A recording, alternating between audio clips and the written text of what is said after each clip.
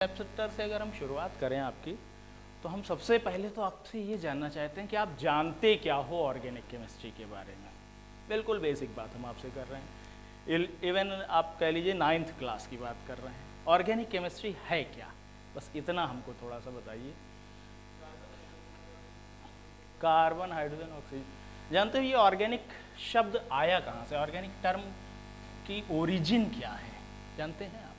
कहाँ से आया है ऑर्गेनिक शब्द? यस, बहुत बढ़िया, बहुत बेहतरीन, यही सुनना चाह रहे थे कि थोड़ा सा आपको कॉन्सेप्ट क्लियर है।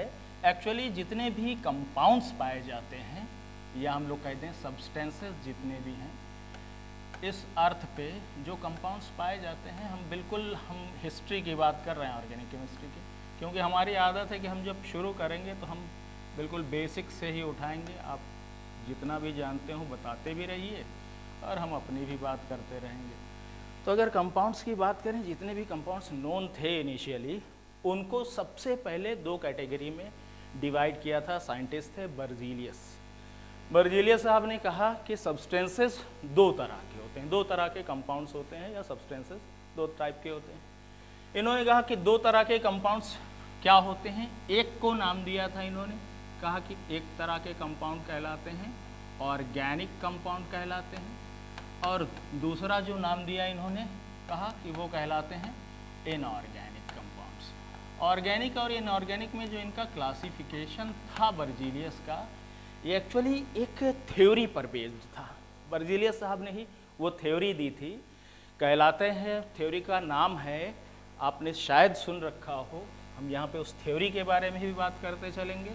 बर्जीलियस ने एक थ्योरी दी थी जो कहलाती है आपकी वाइटल फोर्स थ्योरी। सुना है आपने बर्जीलियस की वाइटल फोर्स थ्योरी, या इसी को बर्जीलियस हाइपोथेसिस कहते हैं।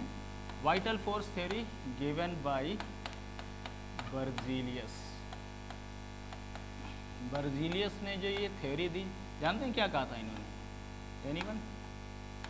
बर्जीलियस ने ये कहा था कि जो पहली चीज उन्होंने कही कि दो तरह के कंपाउंड्स होते हैं। दो तरह के कंपाउंड्स कौन कौन से? एक ऑर्गेनिक और दूसरा इनऑर्गेनिक। इन्होंने ये कहा कि पहली बात तो इन्होंने ये कहा कि जो ऑर्गेनिक टर्म है, इसकी ओरिजिन ही इन्होंने ली थी।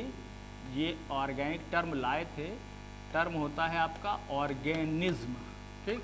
ऑर्गेनिज्म का हिंदी में, इंग्लिश में ही मीनिंग अगर कहें तो ये होता है लिविंग बीइंग। लिविंग बीइंग मतलब जिनके अंदर लाइफ हो। भाई लाइफ तो हम लोगों में भी है, जितने एनिमल्स हैं सब में है, इवन प्लांट्स में भी है लाइफ। भाई आप तो बायो के स्टूडेंट्स हैं तो आप जानते हैं। तो इन्होंने ये कहा कि जितने भी लिविंग बीइंग्स हैं, मतलब चाहे वो प्लांट्स हों चाहे एनिमल्स हों, उनमें से जो भी कंपाउंड उनसे मिलेंगे, मतलब हम लोगों की बॉडी के अंदर बन रहे हो या प्लांट्स के अंदर बन रहे हो, जितने भी ऐसे कंपाउंड्स होंगे वो हमारे कहलाते हैं। उनको ही इन्होंने नाम दिया था ऑर्गेनिक कंपाउंड्स, ठीक? तो ऑर्गेनिक कंपाउंड्स की अगर बात करें तो ऑर्गेनिक कंपाउंड्स सिंपली यही कहा जाता है कि ऐसे कंपाउंड जो लिविंग बीइंग से मिल रहे हो, प्लांट्स और एनिमल्स से मिल रहे हो, वो ऑर्गेनिक कंपाउंड्स कहलाते हैं।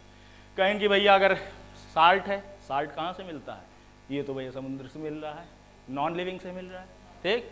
तो नॉन लिविंग से मिल रहे जो भी, वो हमारा आ जाता है इस कैटेगरी में इनऑर्गेनिक कंपाउंड। तो ये जो क्लासिफिकेशन का बेसिस था, ये बर्जीलियस की वाइटल फोर्स थ्योरी ही थी।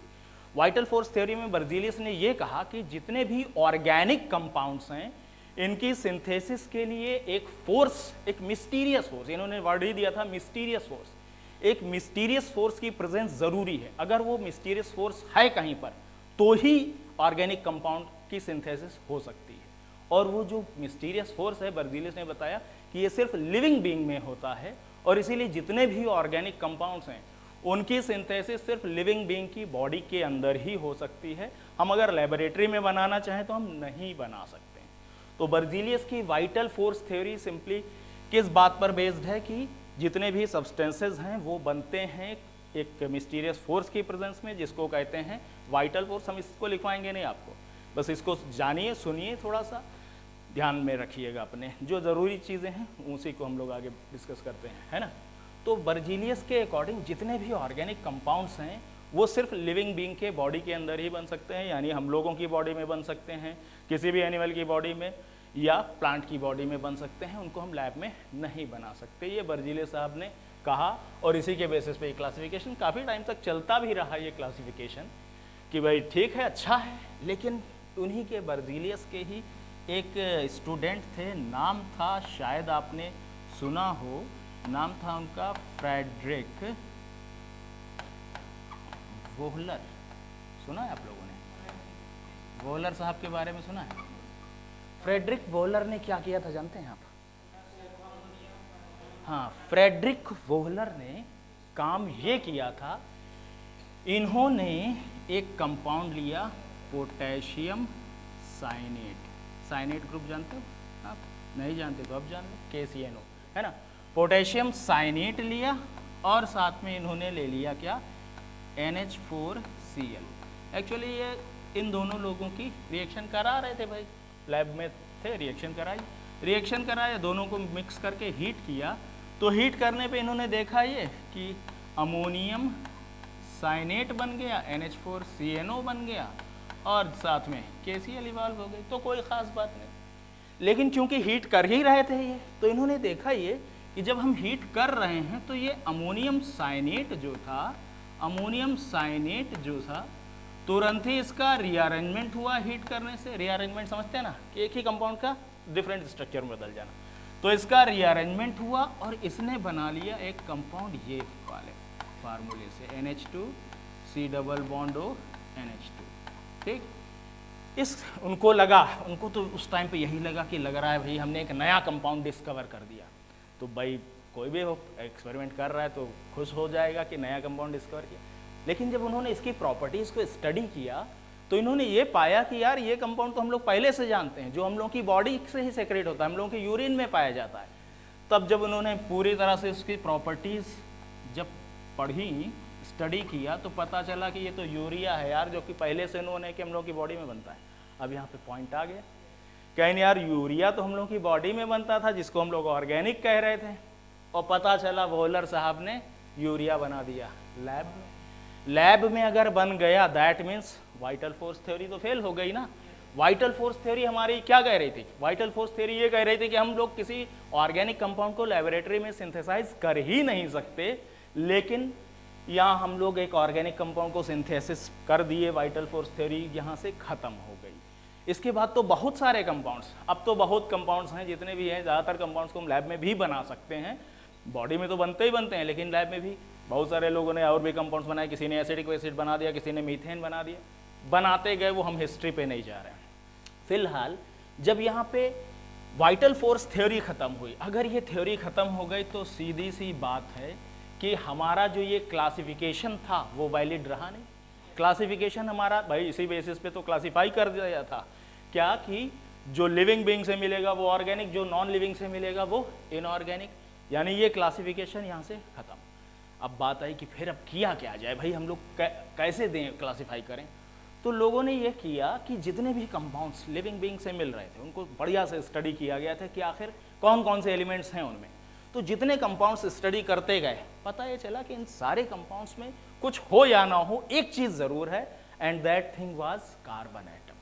ठीक, तो पता ये चला कि जब ये सारे कंपाउंड कार्बन के हैं तो उन्होंने कहा ऐसा है, नाम हम लोग वही रखते हैं कि जो क्लासिफिकेशन किया था कि एक कंपाउंड होता है ऑर्गेनिक, दूसरे होते हैं इनऑर्गेनिक, लेकिन जो क्लासिफिकेशन था, बेसिस था, यानी डेफिनेशन थी, उसको बदल दिया जाए। इन लोगों ने क्लासिफिकेशन की डेफिनेशन बदल दी। इन्होंने कहा कि जितने भी कंपाउंड्स ऐसे हों जो कार्बन के कंपाउंड्स होंगे उन लोगों को हम कहेंगे ऑर्गेनिक कंपाउंड्स, और जो दूसरे एलिमेंट्स के कंपाउंड्स होंगे उनको हम लोग कहेंगे इनऑर्गेनिक कंपाउंड्स। मतलब ये कि अब अगर हम कहें कि ऑर्गेनिक कंपाउंड क्या होते हैं, तो organic compounds are the compounds of carbon, और कार्बन के कंपाउंड्स को हम लोग केमिस्ट्री की जिस ब्रांच में स्टडी करते हैं वो ब्रांच हमारी कहलाती है ऑर्गेनिक केमिस्ट्री कहलाती है। अब यहाँ पे बात ये भी आई कि यार पीरियोडिक टेबल हम भी देखते हैं, तुम भी देखे हो कि इतने सारे एलिमेंट्स हैं भाई, 120 के अराउंड एलिमेंट्स। अब इतने एलिमेंट्स में से ही तो एक कार्बन एटम है, कार्बन के कंपाउंड्स को हम अलग स्टडी कर रहे हैं, और बाकी सारे लोगों ने कौन सी खता करी है भाई। तो पॉइंट यहाँ पे ये है कि ऐसा क्यों है, हम लोग कार्बन के कंपाउंड्स के लिए एक पूरी अलग ब्रांच हम लोगों ने क्यों बना रखा है, कुछ कहेंगे आप लोग? बढ़िया बात इन्होंने कही कि कार्बन के कंपाउंड्स को अलग स्टडी करने के पीछे कोई रीज़न खास नहीं है, सिर्फ इतना है कि हमारी कन्वीनियंस रहे, अपनी सुविधा रहे। हमने देखा ये कि भाई और कार्बन के कंपाउंड्स बहुत ज़्यादा मिलियंस, 5 मिलियन से भी ऊपर हैं ऑर्गेनिक कंपाउंड्स। कार्बन के कंपाउंड जो इतने ज़्यादा देखे गए तो कहीं यार अगर हम मिक्स करके पढ़ेंगे तो फिर मज़ा नहीं आएगा। इसके ही कंपाउंड सबसे ज़्यादा हैं, बाकी सब लोगों के तो बहुत कम है। 80% कंपाउंड्स कार्बन के ही हैं। तो जब कार्बन के कंपाउंड्स बहुत ज़्यादा पाए गए तो इसीलिए कहा गया कि इनको हम लोग अलग ब्रांच में स्टडी करेंगे, जिसको हम कहेंगे ऑर्गेनिक केमिस्ट्री कहते हैं। अब पॉइंट यहाँ पे ये आया कि हम लोग ऑर्गेनिक कंपाउंड्स को ही जो स्टडी कर रहे हैं, वो हमारी जो ऑर्गेनिक की ब्रांच है इसको हमने सॉरी इरेज कर दें, कोई दिक्कत तो नहीं, लिख लिया होगा, अगर लिखना हो तो लिख भी लेना, है ना। किससे? इस वाले से, ठीक है, वेरी गुड, हम तो इरेज करना ही समझ रहे। ओके चलिए ठीक है। तो हम ये कह रहे थे भाई कि ऑर्गेनिक केमिस्ट्री हमारी अब बात आती है कि सिर्फ कार्बन के कंपाउंड्स की केमिस्ट्री। अब यहाँ पे ये भी बात कर लिया जाए कि कार्बन के ही कंपाउंड्स की स्टडी हम लोग अलग कर रहे हैं, तो भाई आपने बताया कि कार्बन के कंपाउंड्स की नंबर बहुत ज़्यादा है, बहुत सारे कंपाउंड्स। क्या इसके पीछे भी तो एक क्वेश्चन बन रहा है कि क्यों कार्बन के ही कंपाउंड सबसे ज़्यादा क्यों है? नाइट्रोजन के क्यों नहीं है, फास्फोरस के क्यों नहीं है, ऑक्सीजन के कंपाउंड्स क्यों नहीं है इतने ज़्यादा जितने कार्बन के हैं? उसके पीछे कोई लॉजिक आप बताना चाहेंगे? वैलेंसी, अगर सिर्फ वैलेंसी होता बेटा तो वैलेंसी तो फास्फोरस की 5 है ना, तो फास्फोरस और ज़्यादा कंपाउंड बनाता। तो सिर्फ वैलेंसी नहीं, तो एक बात तो भाई आपकी ठीक है कि हाँ कार्बन की टेट्रा वैलेंसी होती है। टेट्रा वैलेंसी का मतलब क्या कि कार्बन 4 बॉन्ड बनाता है ना, ठीक। लेकिन ये कोई एक रीज़न नहीं हुआ कि ऑर्गेनिक कंपाउंड ज़्यादा क्यों है। 4 बॉन्ड बनाता है तो भाई फास्फोरस तो 5 बनाता है, लेकिन ये नहीं। इससे भी ज़्यादा इम्पॉर्टेंट जो रीज़न है, जो मेन रीज़न है कि ऑर्गेनिक कंपाउंड ज़्यादा क्यों होते हैं, उसके पीछे रीज़न, ठीक, ऑर्गेनिक कंपाउंड के ज़्यादा होने के पीछे रीज़न सबसे बड़ा जो है बताओगे? मुझसे कोई फर्क नहीं पड़ता, बहुत ही इम्पॉर्टेंट चीज़ है कैटिनेशन प्रॉपर्टी। कैटिनेशन प्रॉपर्टी क्या होती है? कैटिनेशन प्रॉपर्टी मतलब क्या? कैटिनेशन प्रॉपर्टी को कहते हैं, शॉर्ट में कहते हैं, हम ज़्यादा नहीं लिखते हुए, chain forming tendency. Chain forming tendency को हम लोग कहते हैं कैटिनेशन प्रॉपर्टी। कैटिनेशन प्रॉपर्टी का मीनिंग क्या है कि कार्बन के अंदर एक ये बहुत इंपॉर्टेंट कैरेक्टरिस्टिक है कि एक कार्बन जुड़ा दूसरे से, और इसके पीछे भी लॉजिक है। इसके पीछे लॉजिक क्या है कि एक कार्बन बॉन्ड जो बनता है, इसमें एनर्जी बहुत ज़्यादा रिलीज होती है। जब 1 मोल बॉन्ड का फॉर्मेशन होता है, जितनी एनर्जी रिलीज होती है उसको कहा जाता है बॉन्ड एनर्जी। उतनी ही एनर्जी देनी पड़ती है तब वो बॉन्ड टूटता है, यानी जितनी ज़्यादा रिलीज होगी उतना ही बॉन्ड स्टेबल होगा। क्यों? क्योंकि उतनी ही ज़्यादा एनर्जी लगेगी उस बॉन्ड को तोड़ने में। ये सब टॉपिक्स आगे पढ़ेंगे, हम लोग डिस्कस करेंगे, लेकिन यहाँ पे जानिए आप कि कार्बन बॉन्ड की बॉन्ड एनर्जी काफ़ी हाई होती है। तो इसकी बॉन्ड एनर्जी जो हाई होती है, बॉन्ड एनर्जी हाई होने की वजह से जो बॉन्ड एनर्जी हाई होने की वजह से जो हमारा कार्बन बॉन्ड है वो बहुत ज़्यादा स्टेबल होता है, हाई बॉन्ड एनर्जी होने की वजह से। और जब कार्बन बॉन्ड स्टेबल है तो भाई सीधी सी बात है, अगर 2 कार्बन ये जुड़े तो ये भी स्टेबल है, तीसरा इनसे जुड़ गया तो वो भी स्टेबल है, चौथा जुड़ गया वो भी स्टेबल है, पांचवा। अब ध्यान दीजिए, अगर 2 ही जुड़े थे तो एक अलग कंपाउंड, 3 जुड़ गए अलग कंपाउंड हो गया, 4 जुड़ गए अलग कंपाउंड, 5 जुड़ गए नया कंपाउंड, 6ठा जुड़ गया एक नया कंपाउंड। जितने चाहें कंपाउंड्स बना सकते हैं। दूसरी चीज़ ये भी भाई वैलेंसी भी इनकी 4 होती है, तो ज़रूरी नहीं कि स्ट्रेट चेन में ही जुड़ते जाए। इधर ये था 5 था, एक यहाँ जुड़ गया, एक नया कंपाउंड बन गया। तो अगर देखो ये क्वेश्चन ही बनता है आपके यहाँ, तुम्हारे यहाँ नीट में ये क्वेश्चन पूछा जाता है कि ऑर्गेनिक कंपाउंड्स के लार्ज नंबर होने के पीछे 2 मेन रीज़न कौन से हैं। तो एक तो है आपका कैटिनेशन प्रॉपर्टी, दूसरा तो पूरा एक चैप्टर है जो हमें पढ़ाना होगा आपको। चैप्टर का नाम है आपका आइसोमेरिज्म। जानते हैं आइसोमेरिज्म है क्या? क्यों भाई, आइसोमेरिज्म क्या होती है बस एक लाइन में डिफाइन करो, हमें बहुत ज़्यादा नहीं चाहिए भाई। जब चैप्टर पढ़ेंगे तब हम लोग डिटेल में बात करेंगे। यहाँ पे अगर हम कहें तो टू दी पॉइंट बात कर दो कि व्हाट इज आइसोमेरिज्म।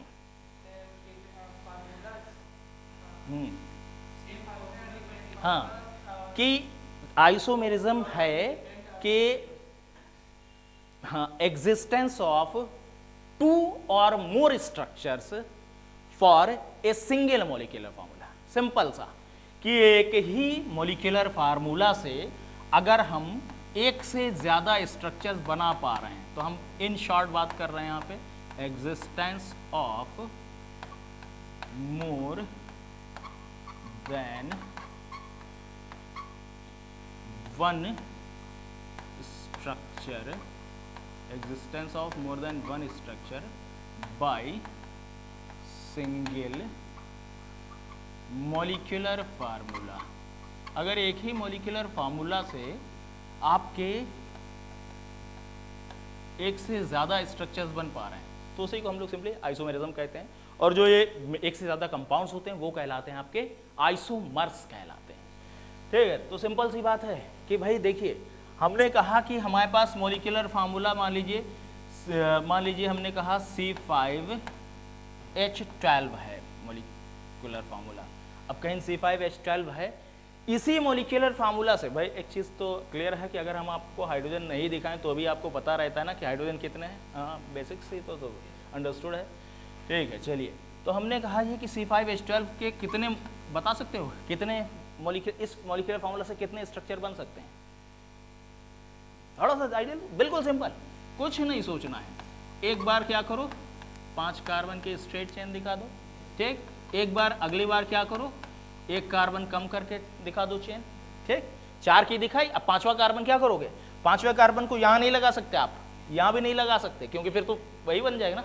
आप इन दोनों में से कहीं पे भी लगा दो, इस पे लगाओगे तो भी वही बात है, इस पे लगाओगे तो भी वही बात। ठीक, मीन्स अब इसको यहाँ ले जाते हो तो भी सेम यही कंपाउंड होगा। तो यानी 4 की चेन में अब नहीं पॉसिबल है। जब 4 की चेन में नहीं पॉसिबल है तो आप चेन का नंबर बदल लो, आप एक और कार्बन कम कर दो, 1 कार्बन यहाँ लगा दो, 1 कार्बन यहाँ लगा दो। ठीक, तो देखो मॉलिक्यूलर फार्मूला सिर्फ एक था, उसी से 3 कंपाउंड्स बन गए।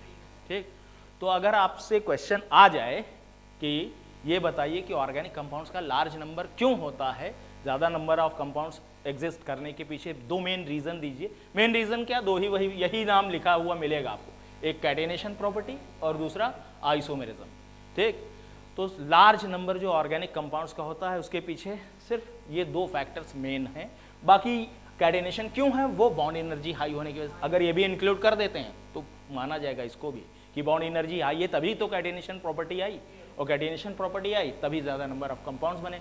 आइसोमेरिज्म शो किया तो भी ज़्यादा नंबर ऑफ कंपाउंड्स बनते हैं। ठीक है, तो बिल्कुल बेसिक बात हो गई ऑर्गेनिक केमिस्ट्री की जो हम लोगों ने करनी थी। ठीक है, अब ज़रा और हम लोग बात करें कि ऑर्गेनिक केमिस्ट्री में और आपको क्या आना चाहिए। बिल्कुल बेसिक से, क्योंकि हम शुरुआत कर रहे हैं तो हम ज़रा आपसे ये जानना चाहते हैं कि ऑर्गेनिक कंपाउंड्स का क्लासिफिकेशन। ठीक, और बहुत सारी चीज़ें इसमें तुम लोग जानते होगे। एक्चुअल बात यह है कि देखा जाए तो ये 9th 10th लेवल पे ही बताया जाता है, लेकिन हम बताएंगे आपको ताकि आप बिल्कुल बेसिक जितना मजबूत होगा ऑर्गेनिक केमिस्ट्री में उतना ही आप अच्छा कर सकते हो। और एक बात और बता दें, ऑर्गेनिक केमिस्ट्री पे जितनी अच्छी कमांड हासिल कर लोगे आप उतना ही आपके सिलेक्शन के लिए बढ़िया है। इनऑर्गेनिक एक बार रट लेंगे आप, फिजिकल केमिस्ट्री हम एक बार बताएंगे, आप 10 क्वेश्चन करके ले आओगे। ऑर्गेनिक में प्रैक्टिस बहुत ज़रूरी है, प्रैक्टिस, बेसिक चीज़ों की नॉलेज, तब ऑर्गेनिक में मार्क्स आते हैं। तो ऑर्गेनिक पे ज़्यादा फोकस करना है आपको, ये मान के चलिएगा शुरू से ही। ठीक है, ऑर्गेनिक कंपाउंड्स को हम लोग 2 कैटेगरी में बांटते हैं। 2 कैटेगरी क्या है ऑर्गेनिक कंपाउंड्स की आपकी? देखिए भाई, एक होता है आपका ऑर्गेनिक कंपाउंड्स में कहते हैं एक ओपन चेन कंपाउंड्स। कहेंगे ये कौन सी खास बात है, तो हम भी जानते हैं, है ना। ठीक है, तो हम ऐसे ही बता रहे हैं जो आप जानते हैं। ठीक है, पहला टाइप होता है आपका ओपन चेन कंपाउंड्स। ठीक, दूसरा नाम ही से पता चल गया क्लोज्ड चेन कंपाउंड्स। अच्छा, दोनों लोग आप लोग जो हैं 12th हिंदी मीडियम से रहे हैं या इंग्लिश मीडियम? हिंदी मीडियम, ठीक, कोई दिक्कत नहीं। चलिए ध्यान दीजिए, ओपन चेन कंपाउंड्स और closed chain compounds.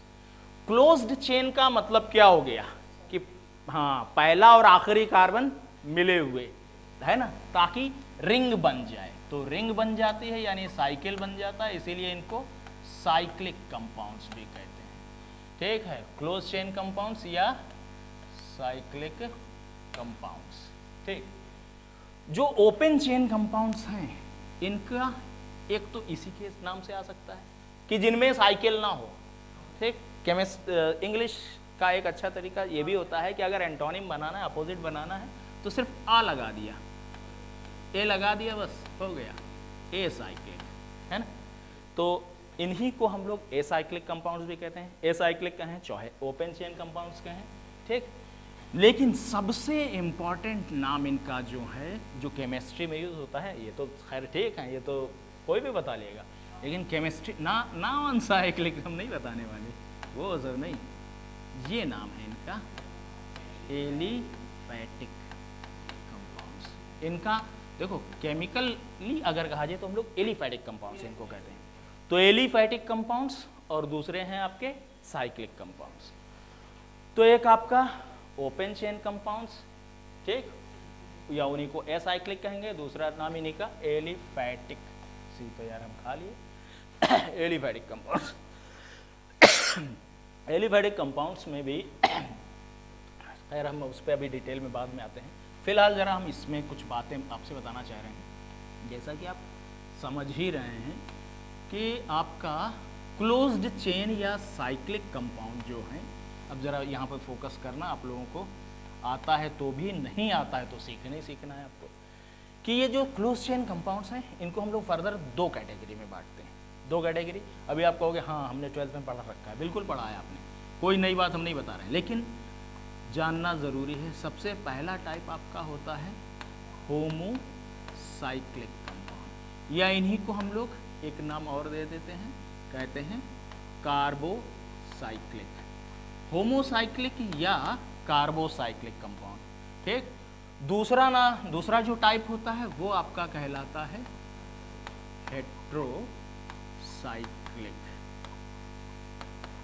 Heterocyclic. Homocyclic का मतलब समझ रहे हैं?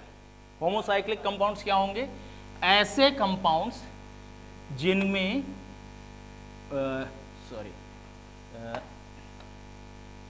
चेन ना कहें, रिंग, है ना, रिंग समझ रहे हैं ना, साइकिल या रिंग कहें, but ring consists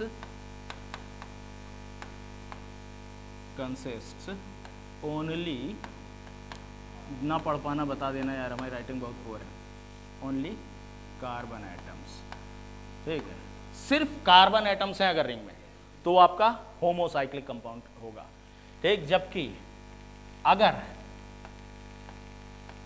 ring consists, hetero atom समझते हो तुम लोग? हेट्रो एटम, हाँ, ring consist hetero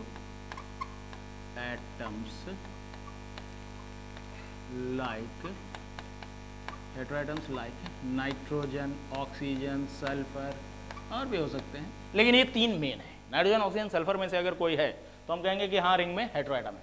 ring carbon की होगी, एक बात ध्यान रखिएगा, रिंग कार्बन की होगी, हेट्रो एटम एक भी हो सकता है, दो भी हो सकते हैं, तीन भी हो सकते हैं, जितने भी नंबर में हो उसे नहीं पता हमें, लेकिन अगर कार्बन की रिंग में हेट्रो एटम आ गया है तो उस कंपाउंड को हम लोग कहेंगे कि हेट्रोसाइक्लिक है। अगर सिर्फ कार्बन ही आया हुआ है रिंग में तब उसको हम लोग कहेंगे कि ये होमोसाइक्लिक है। ठीक है, होमोसाइक्लिक जो कंपाउंड्स होते हैं, होमोसाइक्लिक कंपाउंड्स को फर्दर दो कैटेगरी में बांटा जाता है, जानते हैं आप?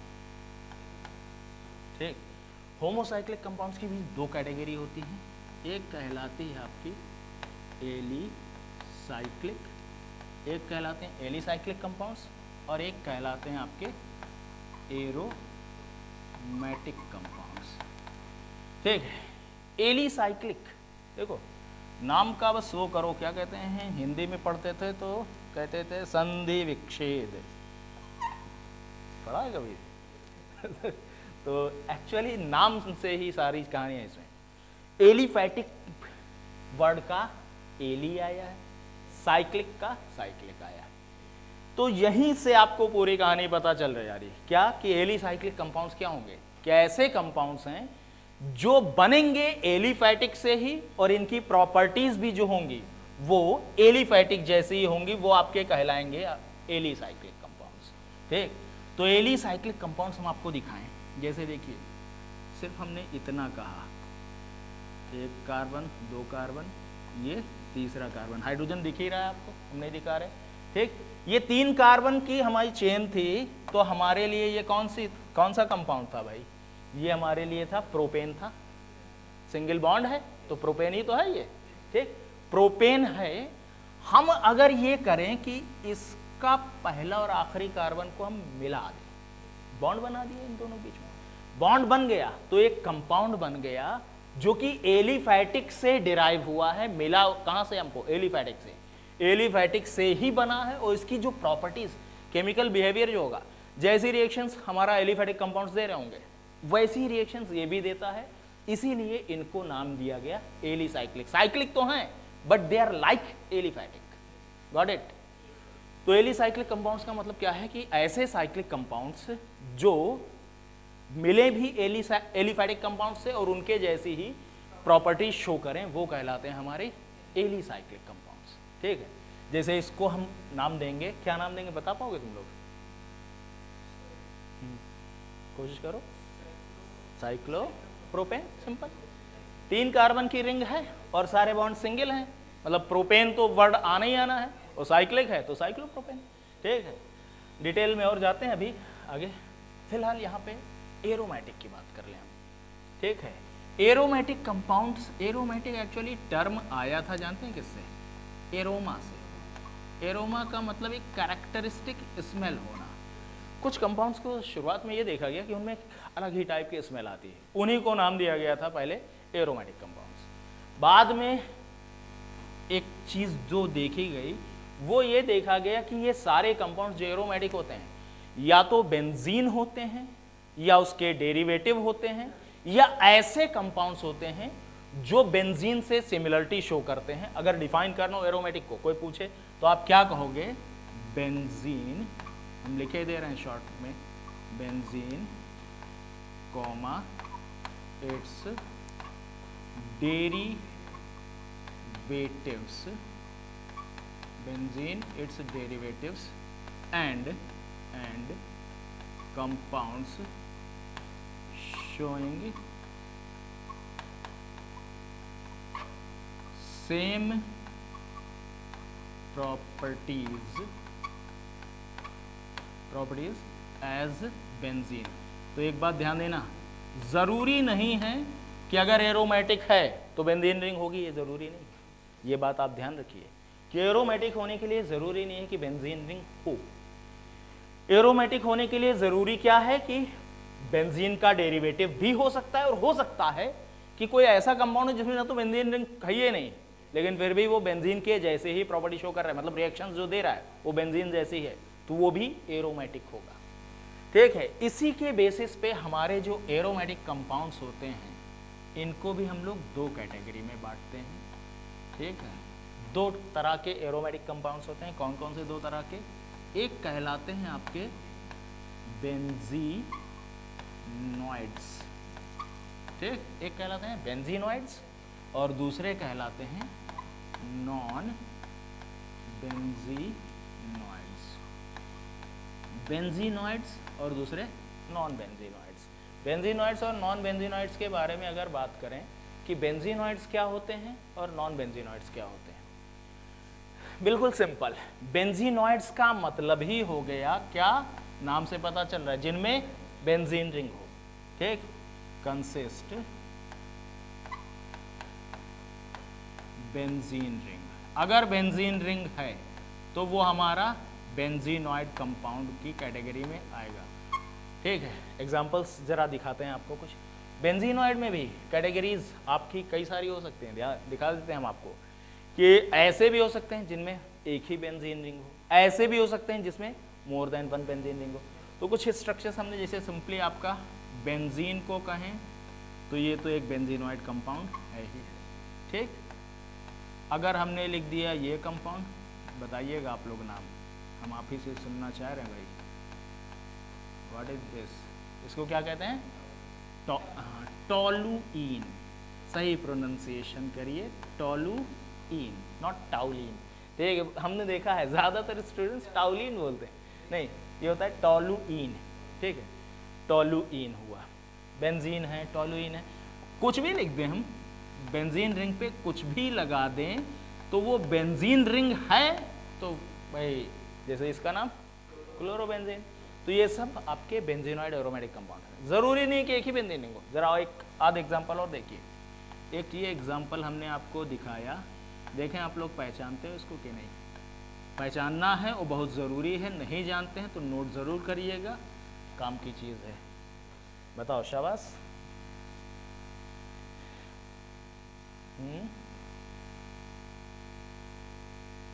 नहीं कोई बात नहीं, चलो हम बता रहे हैं, ठीक है। ये कहलाता है बेटा नेफ्थलीन, ठीक है, ये वाला है नेफ्थलीन, ठीक। एक और देखो,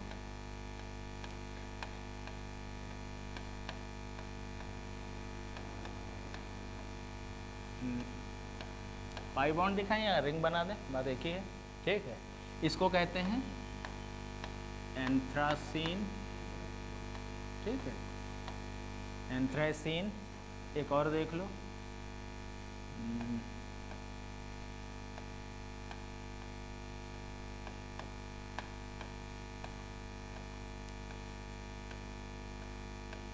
ठीक है। ये बेंजीन की बड़ी बहन थी, है ना नेफ्थलीन, ये उनसे भी बड़ी, और ये जुड़वा है ना, जुड़वा ही तो हो। अरे भैया कहाँ जा रहे हो? हाँ, तो इसको जानते हैं, इसका नाम होता है, लिख ज़रूर लेना, इम्पॉर्टेंट है ये सब। ये कहलाता है फिनाइनथ्रीन, फिनाइनथ्रीन, ठीक है। Naphthalene, anthracene, फिनाइनथ्रीन।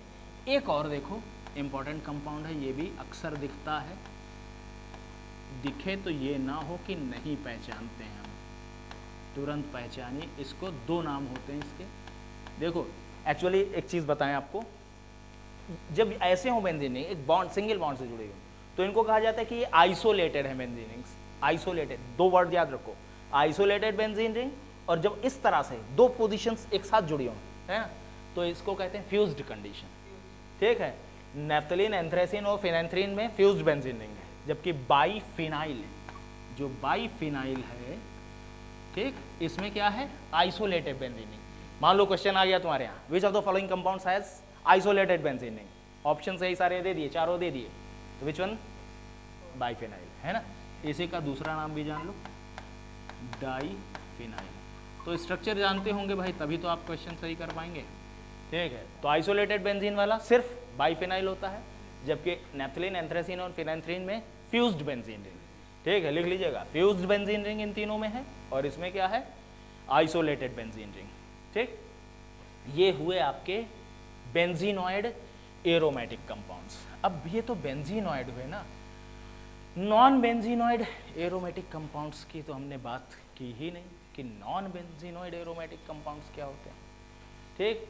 ज़रा नॉन बेंजीनॉइड देखिए कि ज़रूरी एक चीज़ यहीं बताएं या अलग से, ठीक है, चलो। हाँ 4n+, हाँ ख्याल से, चलिए अभी बता देते हैं वो भी। नॉन बेंजीनॉइड कंपाउंड्स क्या होते हैं कि ऐसे कंपाउंड्स होंगे जो बेंजीन रिंग नहीं होगी, तो रिंग कार्बन की ही, लेकिन बेंजीन रिंग नहीं होगी। बेंजीन रिंग नहीं है लेकिन केमिकल बिहेवियर बेंजीन जैसा ही शो कर रहे हैं, तो वो आपके कहलाएंगे नॉन बेंजीनॉइड एरोमेटिक कंपाउंड्स कहलाएंगे। ध्यान देना, अभी हम होमोसाइक्लिक में चल रहे हैं, ये पॉइंट भी ध्यान रखना कि अभी हेटेरोसाइक्लिक पे तो हम गए ही नहीं हैं, ठीक। होमोसाइक्लिक का क्लासिफिकेशन था कि होमोसाइक्लिक में दो तरह के हैं, एक एलिसाइक्लिक और एक एरोमेटिक। एरोमेटिक में दो कैटेगरी है आपकी, बेंजीनॉइड और नॉन बेंजीनॉइड। तो ये बेंजीनॉइड आपको दिखा है, कुछ नॉन बेंजीनॉइड देखिए, इस साइड में हम दिखा रहे हैं, तो ध्यान रखिएगा। एक तो हमने ये दिखाया,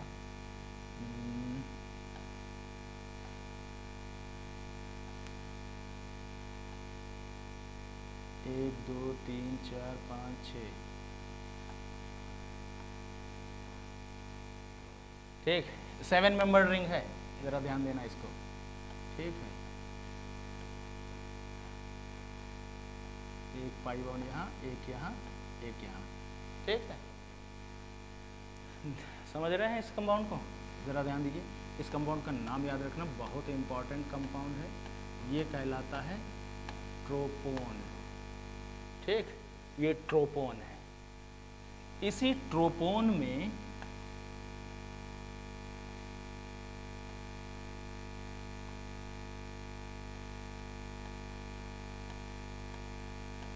टू पोजीशन पे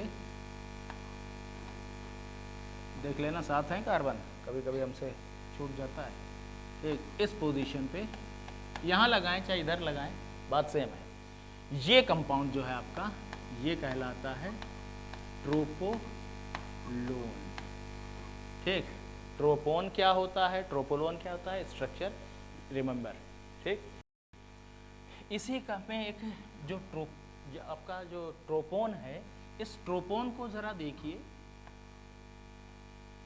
ट्रोपोन का ही एक कैटायन है, बड़ा फेमस है ये कैटायन भी। बढ़िया नहीं बन पाया है, सॉरी। ठीक है, कैटायन क्या है जरा देखना, यहाँ बना रहे हैं तो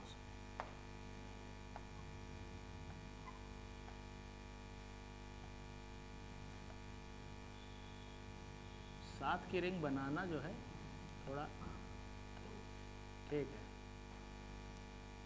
double bond, single bond, double bond, conjugation में, कॉन्जुगेशन शब्द का मीनिंग समझते हो? अल्टरनेट पोजीशन पे होना, दिस इज कॉन्जुगेशन। ठीक है, ट्रोपोलोन लिख लिया है ना। अगर हम इसको हटा दें तो कोई दिक्कत तो है नहीं, क्योंकि हमें वो वाला स्ट्रक्चर तुम्हें क्लियर दिखाना है। इस पे पॉजिटिव चार्ज, जरा ध्यान देना, देखा जाए तो इसी का कैटायन है, वो हटा करके यहाँ पे पॉजिटिव। ये बहुत ही इंपॉर्टेंट कैटायन है, इसके बारे में आगे हम और भी बात करेंगे। अभी सिर्फ हम स्ट्रक्चर से परिचित करा रहे हैं आपको। ये कैटायन है जिसको कहा जाता है, वैसे तो देखो एक काम तो ये भी कर सकते हो, अगर देखा जाए तो ये कंपाउंड 1 2 3 4 5 6 7 साइक्लोहेप्टा ट्राईइन। ठीक, इसका 2 नाम, एक तो नाम है इसका साइक्लोहेप्टा ट्राईइन कैटायन। ठीक, साइक्लो हम लिखे दे रहे हैं, हेप्टा ट्राईइन कहाँ से आया, क्लियर है? साइक्लोहेप्टा ट्राईइन कैटायन। और इसको लेकिन साइक्लोहेप्टा ट्राईइन कैटायन के नाम से ना जान के मेनली इसको कहा जाता है, भाई ट्रोपोन से आया है ना, तो इसको नाम देते हैं ट्रोपाइलियम, ट्रोपाइलियम आयन। ठीक, ये है ट्रोपाइलियम आयन। ट्रोपाइलियम आयन अगर आपसे कभी पूछ लिया जाए तुरंत पहचान लीजिएगा, दिस इज ट्रोपाइलियम आयन। ये सब नॉन बेंजीनॉइड एरोमेटिक कंपाउंड्स की कैटेगरी में आते हैं, मतलब एरोमेटिक हैं ये। ठीक है, अभी हम एक चीज़ और भी बता देंगे कि एरोमेटिक कैसे चेक करते हैं कि वो कंपाउंड एरोमेटिक है या नहीं। उसके लिए हाकेल साहब ने एक रूल दिया था, है ना, हाकेल्स रूल या 4m+2 पाई इलेक्ट्रॉन रूल। ठीक है, तो अभी उसके बारे में भी हम लोग डिस्कस कर लेंगे, सब पे अप्लाई कर लेंगे। ठीक है, तो फिलहाल आपको ध्यान रखना है कि ये नॉन बेंजी होमोसाइक्लिक टाइप के नॉन बेंजीनाइड एरोमेटिक कंपाउंड्स हैं, जिनमें ये 3 बहुत फेमस। एक और दिखा दें, देखोगे? लाओ हम ज़्यादा मेहनत ना करते हुए, ठीक, यहीं पे ये वाली जो रिंग है यहाँ से जोड़ दिया जाए एक 5 मेंबर्ड रिंग। ठीक है, 5 मेंबर्ड रिंग बनी तो एक डबल बॉन्ड यहाँ, देखिए। ठीक है, ये एक नया कंपाउंड बन गया, जान लो, जब बता ही रहे हैं तो काहे रह जाए। ये कंपाउंड कहलाता है आपका एज्यूलिन। इतने ही जो ये 4 बड़े फेमस हैं एज्यूलिन, बस ट्रोपोन वाली रिंग में एक ये जुड़ जाए तो एज्यूलिन कहलाता है। तो ध्यान रखना है, ज़्यादा वैलेंसी तो नहीं हो रही है यहाँ पे, हमें लग रहा है यहाँ से जोड़ना चाहिए क्या? हाँ यार, वो स्ट्रक्चर जब बनाओ तो गड़बड़ा सही है, यहाँ से जोड़ो, ठीक है, अब सही आएगा, डबल बॉन्ड, ठीक है, इजीलिए ठीक आ रहा है, हैं पक्का ज़्यादा हुआ जा रहा है तो अच्छा, दिस वन अब ठीक आएगा, है ना, हाँ ये सिंगल रहेगा तभी वो हो सकता है डबल, ठीक है, एजीलिन। ये आपके हो गए सारे कौन से compounds, non homocyclic, non benzenoid, aromatic compounds. तो हम अगर पूछें आपसे ट्रोपोन, ट्रोपाइलियम कैटायन बता लोगे सब, ठीक है, वेरी नाइस। चलिए तो आगे थोड़ा सा बढ़े हम, अब हम, हाँ नोट करना, क्या चीज़, एजिलिन का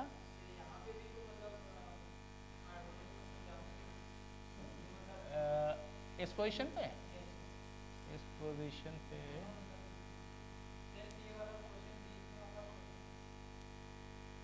ये वाला, ये 7 रिंग है, 7 मेंबर रिंग, देखें एजिलिन में भी 7 मेंबर रिंग, और ये बनाया हो 6 मेंबर रिंग, 7 है ये, 1 2 3 4 5, हाँ ऐसे बनाया। अच्छा डबल बॉन्ड हम लोगों का, हाँ नहीं हट नहीं, कुछ नहीं, सिर्फ गलत पोजीशनिंग हो गई है यार। देखो ये इसकी जो पोजीशन होनी चाहिए, ये वाला तो ठीक है कि ये वाला सही था, ये सही था, पोजीशनिंग इसकी रॉन्ग है। जानते हो क्या है इसकी पोजीशनिंग, इसकी पोजीशनिंग और इनकी भी पोजीशनिंग इनकी गलत हो गई है, यही तो, अगर थोड़ा सा अब सही आ जाएगा, ठीक है, ये हाँ बहुत सही नोटिस किया।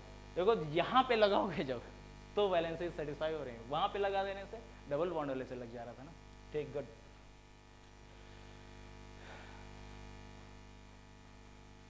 चलिए थोड़ी सी और बात करें, अब हम इसी में आगे अलग से लिख ले रहे हैं, तुम लोगों ने इतना नोट कर लिया ना, मिटा दें। चलिए ज़रा ध्यान दो, हम लोग क्लासिफिकेशन अभी पूरा नहीं कंप्लीट हो पाया, हम लोग कहाँ तक पहुँच पाए, होमोसाइक्लिक के 2 टाइप्स, एलिसाइक्लिक और एरोमेटिक, ठीक। एरोमेटिक में हम आए तो 2 टाइप्स, बेंजीनॉइड और नॉन बेंजीनॉइड। अभी हम हेट्रोसाइक्लिक पे बिल्कुल गए ही नहीं, तो हम अलग से लिख लें, कोई दिक्कत तो है नहीं, हेट्रोसाइक्लिक का क्लासिफिकेशन, ठीक। ये है आपका हेट्रोसाइक्लिक कंपाउंड्स। हेट्रोसाइक्लिक कंपाउंड्स को अगर क्लासिफाई करें, जानते हैं हेट्रोसाइक्लिक कंपाउंड्स भी, ध्यान देना, अभी कहोगे सर ये तो गड़बड़ हो रहा है, गड़बड़ कुछ नहीं है। हेट्रोसाइक्लिक भी 2 टाइप के होते हैं और इनमें भी 2 नाम वही होते हैं जो होमोसाइक्लिक में थे, एलिसाइक्लिक और दूसरा एरोमेटिक, ध्यान देना। लेकिन डिफरेंस है दोनों में, इनकी रिंग में हेट्रोएटम जरूर होगा, है भले ये एलिसाइक्लिक, मतलब बने ये भी एलिफेटिक कंपाउंड से हैं, साइक्लिक हैं, मगर डिफरेंस इसमें ये है कि वहां वाली रिंग में सिर्फ कार्बन थे। भाई आपने रिंग देखी, जिसकी भी हमने दिखाई, चाहे साइक्लोप्रोपेन की दिखाई, चाहे साइक्लोब्यूटेन की दिखाई, चाहे बेंजीन रिंग दिखाई, चाहे ट्रोपोन की देखी, चाहे ट्रोपोलोन की, सबकी रिंग में सिर्फ कार्बन एटम था। यहां पे क्या होगा, रिंग में कोई ना कोई हेट्रोएटम यानी नाइट्रोजन, ऑक्सीजन, सल्फर में से चाहे एक एटम या एक से ज्यादा एटम जरूर प्रेजेंट होंगे, ठीक।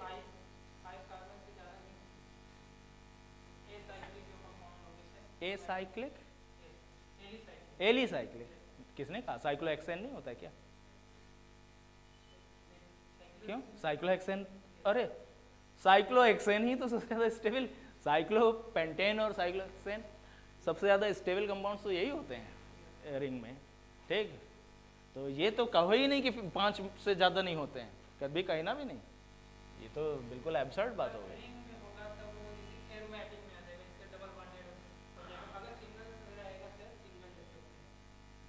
हम बताते हैं आपको, चिंता ना करें, ठीक है, ध्यान दीजिए। एलिसाइक्लिक कंपाउंड्स की अगर हम बात करें कौन से वाले? हेट्रोसाइक्लिक में जो एलिसाइक्लिक है। एलिसाइक्लिक कंपाउंड्स यहाँ पे क्या होंगे कि आपके पास रिंग तो कार्बन एटम्स की होगी, कोई एक हेट्रो एटम, एक या एक से ज़्यादा भी हेट्रो एटम्स आ जाएंगे, जैसे ये कंपाउंड्स। इनके बारे में तो बहुत डिटेल में आगे स्टडी होगी। ये कंपाउंड को आप देख करके फंक्शनल ग्रुप बता सकते हो इसमें कौन सा फंक्शनल ग्रुप है? क्यों भाई? ईथर ग्रुप है, पहचानो, ईथर है, साइक्लिक ईथर है ये, ठीक है ना। अगर देखा जाए तो डाई मिथाइल ईथर रहा होगा, उसी में दोनों कार्बन को जोड़ दिया, ठीक। तो ये साइक्लिक ईथर है, इसका एक कॉमन नेम होता है, कहलाता है ये ऑक्सीरेन। ऑक्सीरेन कहते हैं। इसके कई नाम हैं, ऑक्सीरेन है, इथाइलिन ऑक्साइड है, इपॉक्साइड है, इपॉक्सी इथेन IUPAC में, लेकिन वो सब खैर बात की बात है। फिलहाल हमने बस आपको एग्जांपल देना था कि एक ऐसा कंपाउंड है, देखो मिथॉक्सी मीथेन यानी ओपन चेन था, यानी एलिफैटिक था, एलिफैटिक से ये बना है साइक्लिक में, लेकिन एक हेट्रो एटम भी है, तो इसीलिए ये हेट्रोसाइक्लिक वाली कैटेगरी का एलिसाइक्लिक कंपाउंड है, ठीक। ये ऑक्सीरेन कहलाता है, ऐसे दिखा दें। कार्बन दिख रहा होना चाहिए, अब आपको नहीं भी दिखाएं तो ये तो दिखना चाहिए, ये कहलाता है ऑक्सीटेन, ठीक। इसी में और देख लो, ये कंपाउंड कहलाता है, एक होता है पाइरान, अभी दिखाएंगे पाइरान भी, पाइरान का नहीं नाइट्रोजन नहीं, ऑक्सीजन, पाइरान बोल रहे हैं हम। एक पाइरॉल होता है और एक होता है पाइरान। ये पाइरान का ही डेरिवेटिव है, जब सब जगह पे हाइड्रोजन लग गए हैं पाइरान में, तो ये पाइरान का डेरिवेटिव है। इसको हम लोग कह सकते हैं टेट्राहाइड्रो पाइरान भी कह सकते हैं, लेकिन इसका जो फेमस नाम है ये ऑक्सेन के नाम से जाना जाता है, ऑक्सेन, ठीक। ऑक्सेन होता है ये। इसी का एक और डेरिवेटिव जान लो, ये भी बड़ा फेमस कंपाउंड है। अब दो ऑक्सीजन आ गए ना, और वो भी पोजीशन अब बतानी पड़ेगी, 1 2 3 4, तो 1,4 डाईऑक्सेन, 1,4 डाईऑक्सेन, ठीक है। ये जो आपके हुए, ये कौन से कंपाउंड हुए बताएंगे भाई? हैं, एलिसाइक्लिक कंपाउंड हुए, वो भी कैसे? हाँ, हेट्रोसाइक्लिक में एलिसाइक्लिक कंपाउंड। अब हेट्रोसाइक्लिक के एरोमेटिक हम कुछ दिखा रहे हैं। एरोमेटिक का मतलब क्या कि जो बेंजीन के साथ केमिकल बिहेवियर में सिमिलरिटी शो करेंगे, हाकेल्स रूल को फॉलो करेंगे। हाकेल्स रूल माना हमने अभी नहीं बताया आपको, लेकिन आप जान रहे हो, बाकी हम अप्लाई करना सिखाएंगे कि कैसे अप्लाई करते हैं, ठीक है। वही कहलाएंगे आपके एरोमेटिक कंपाउंड्स। इनमें भी ध्यान से देखिएगा, जो फेमस कंपाउंड्स हैं हम पहले उनको दिखा रहे हैं। एक तो ये, इन सबको पहचानना बहुत ज़रूरी है, ठीक। ये है, पूरा नाम लिखें या तुम लोग लिख लेना, हम शॉर्ट लिख रहे हैं इसको, सॉरी, हाँ हम गलत बात बोलने ही जा रहे थे। इसको कहते हैं फ्यूरैन, ठीक है, ये है फ्यूरैन। गलत हम क्या बोलने जा रहे थे? गलत कुछ नहीं, बस आपको हम दिखाना चाह रहे थे कि ये फ्यूरैन है एरोमेटिक, इसी की हाइड्रोजनेशन करा दो, हाइड्रोजन से रिएक्शन करा दो निकल की प्रेजेंस में, ये दोनों पाई बॉन्ड ब्रेक हो जाते हैं, पाई बॉन्ड ब्रेक हो जाते हैं, ये एक एलिसाइक्लिक में बदल जाता है। अब ये एरोमेटिक नहीं रह गया, ठीक, दोनों पाई बॉन्ड खत्म, ये एक एलिसाइक्लिक हो गया। हेट्रोसाइक्लिक अभी भी है, लेकिन एलिसाइक्लिक हो गया। इसको नाम देते हैं, बड़ा फेमस कंपाउंड है, हम दिखा दें, THF, फुल फॉर्म अब तुम लोग बताओगे, बस टेट्राहाइड्रोफ्यूरान। एक यहाँ, एक यहाँ, एक यहाँ, एक यहाँ, 4 जगह H लिखा है, तो दिस इज टेट्राहाइड्रोफ्यूरान, ठीक। दूसरा देखिए, एक, आओ भाई कहाँ जा रहे हो, और भाग गए। दूसरा कंपाउंड देखिए आप, कौन सा है? NH यहाँ पे लगा दो, पहचानते हो इसको तुम लोग?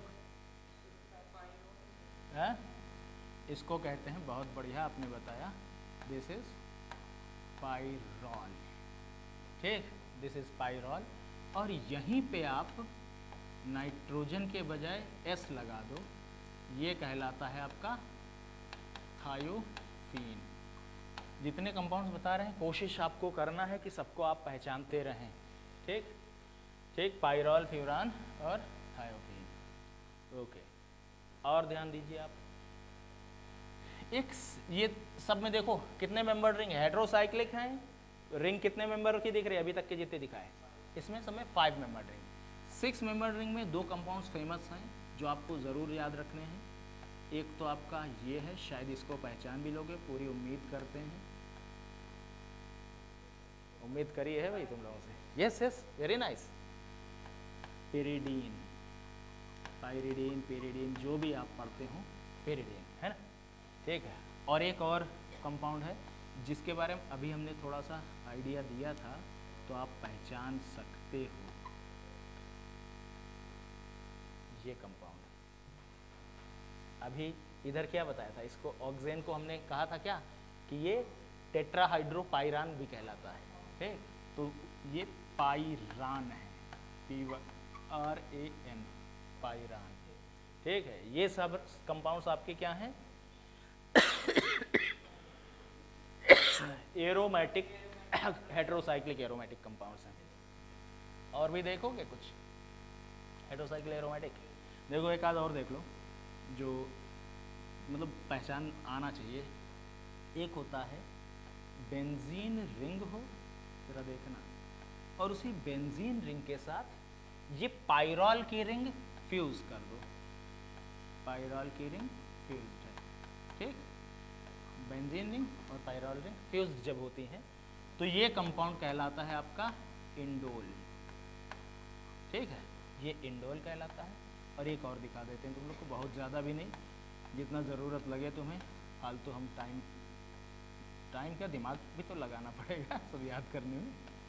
ये इसमें क्या है, बेंजीन और पेरिडीन की रिंग फ्यूज्ड हैं। अगर बेंजीन और पेरिडीन की रिंग फ्यूज्ड होती हैं तो इस कंपाउंड को कहा जाता है क्विनोलीन कहलाता है, ठीक है। हिंडोल है, पेरिडीन है, पाइरॉल है, थायोफिन है, ये सब आपके इस कैटेगरी में आते हैं, किसमें, एरोमेटिक कंपाउंड्स के, हाँ, हेटेरोसाइक्लिक वाले एरोमेटिक कंपाउंड्स हैं। एक ज़रा इनका डेरिवेटिव देख लो, नाम इम्पॉर्टेंट है इसलिए बता रहे हैं, पाइरॉल का और पेरिडीन का। पाइरॉल का हाइड्रोजनेशन कर दें, ठीक है, तो ये बनेगा, ठीक। देखा जाए तो टेट्राहाइड्रोपाइरॉल है, ठीक, टेट्राहाइड्रोपाइरॉल ही तो हुआ। इसको कहते हैं, नाम याद रखना बेटा, ये कहलाता है पाइरोलिडीन, इसी नाम से आएगा, कहीं भी लिखा जाएगा तो पाइरोलिडीन पहचाने रहिएगा, ठीक। टेट्राहाइड्रोपाइरान नहीं, पाइरोलिडीन, इसको तो THF ही कहते हैं, ठीक। ये कहलाता है पाइरोलिडीन। इसी तरह से इनका जो डेरिवेटिव, ये एलिसाइक्लिक में आ गया, हम इधर लिख रहे हैं, इसीलिए ध्यान रखना, इधर वाले जो हैं वो एरोमेटिक थे, यहाँ वाले हम जो लिख रहे हैं वो एलिसाइक्लिक। एक और स्ट्रक्चर देख लो,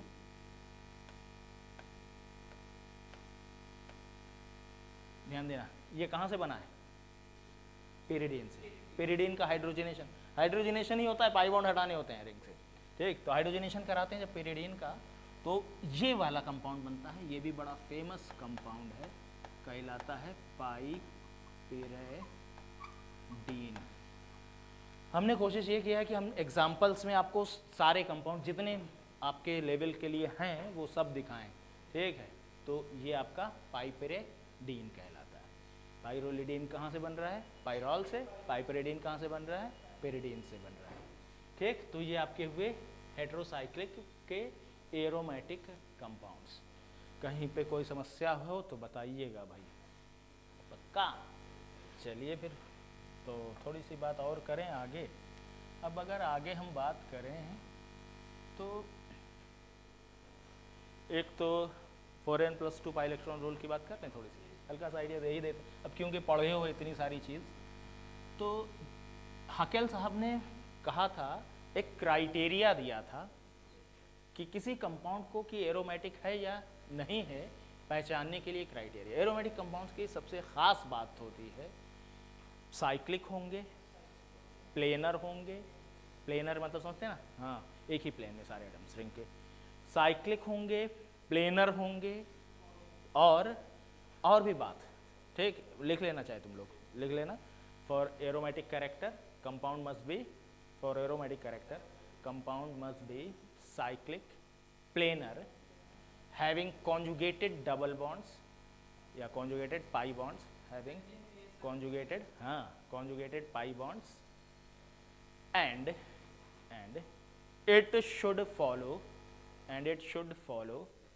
Hakells, it should follow Hakells, it should follow Hakells 4n plus 2 rule, it should follow Hakells 4n plus 2 rule।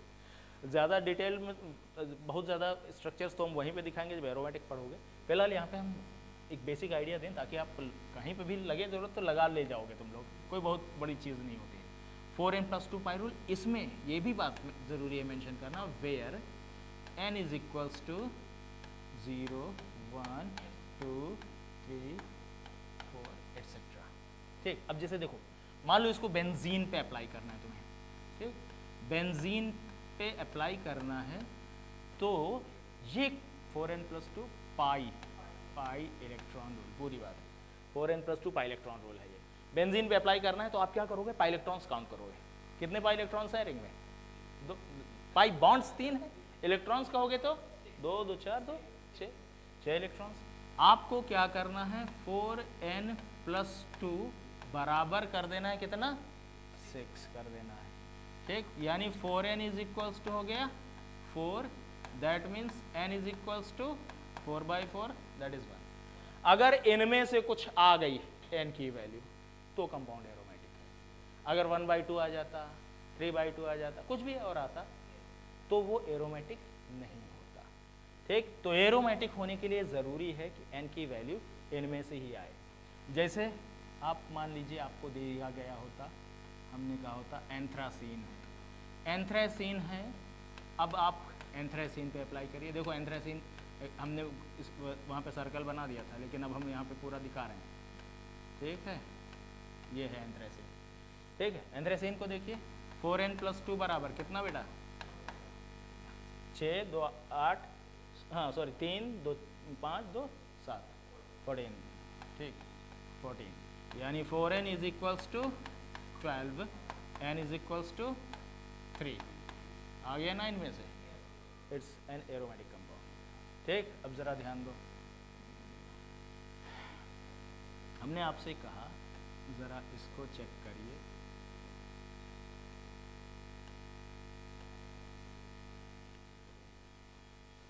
Four N plus 2 बराबर 4n plus 2 बराबर कितना 4, यानी कि 4n बराबर 2, यानी n बराबर 1/2, तो this is not aromatic, aromatic नहीं है। अब कुछ भी है वो हम अभी नहीं बात कर रहे, ठीक है।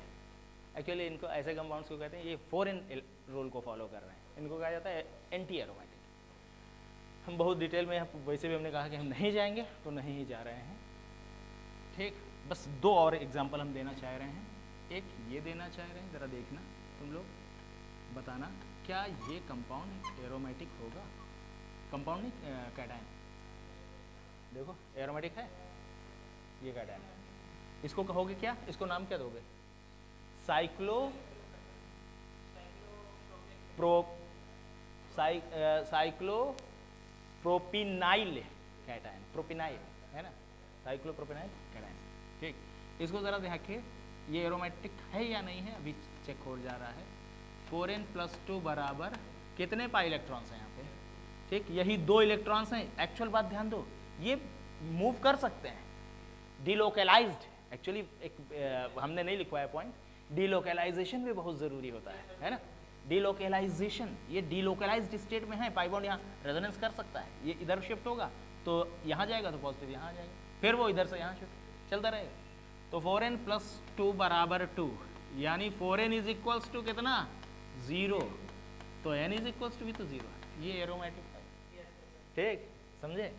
तो दिस इज एरोमेटिक। अब इसी का एनायन देख लो, मज़ेदार बात है ये। अब हमने अभी रेजोनेंस आपको नहीं पढ़ाया, हम नहीं जानते कि आप रेजोनेंस में कितना जानते हो, लेकिन यहाँ पे नेगेटिव आयन, नेगेटिव चार्ज है, यहाँ पे जानते हो पाई इलेक्ट्रॉन्स कितने हो गए, 4 हो गए, जान पाए कि नहीं।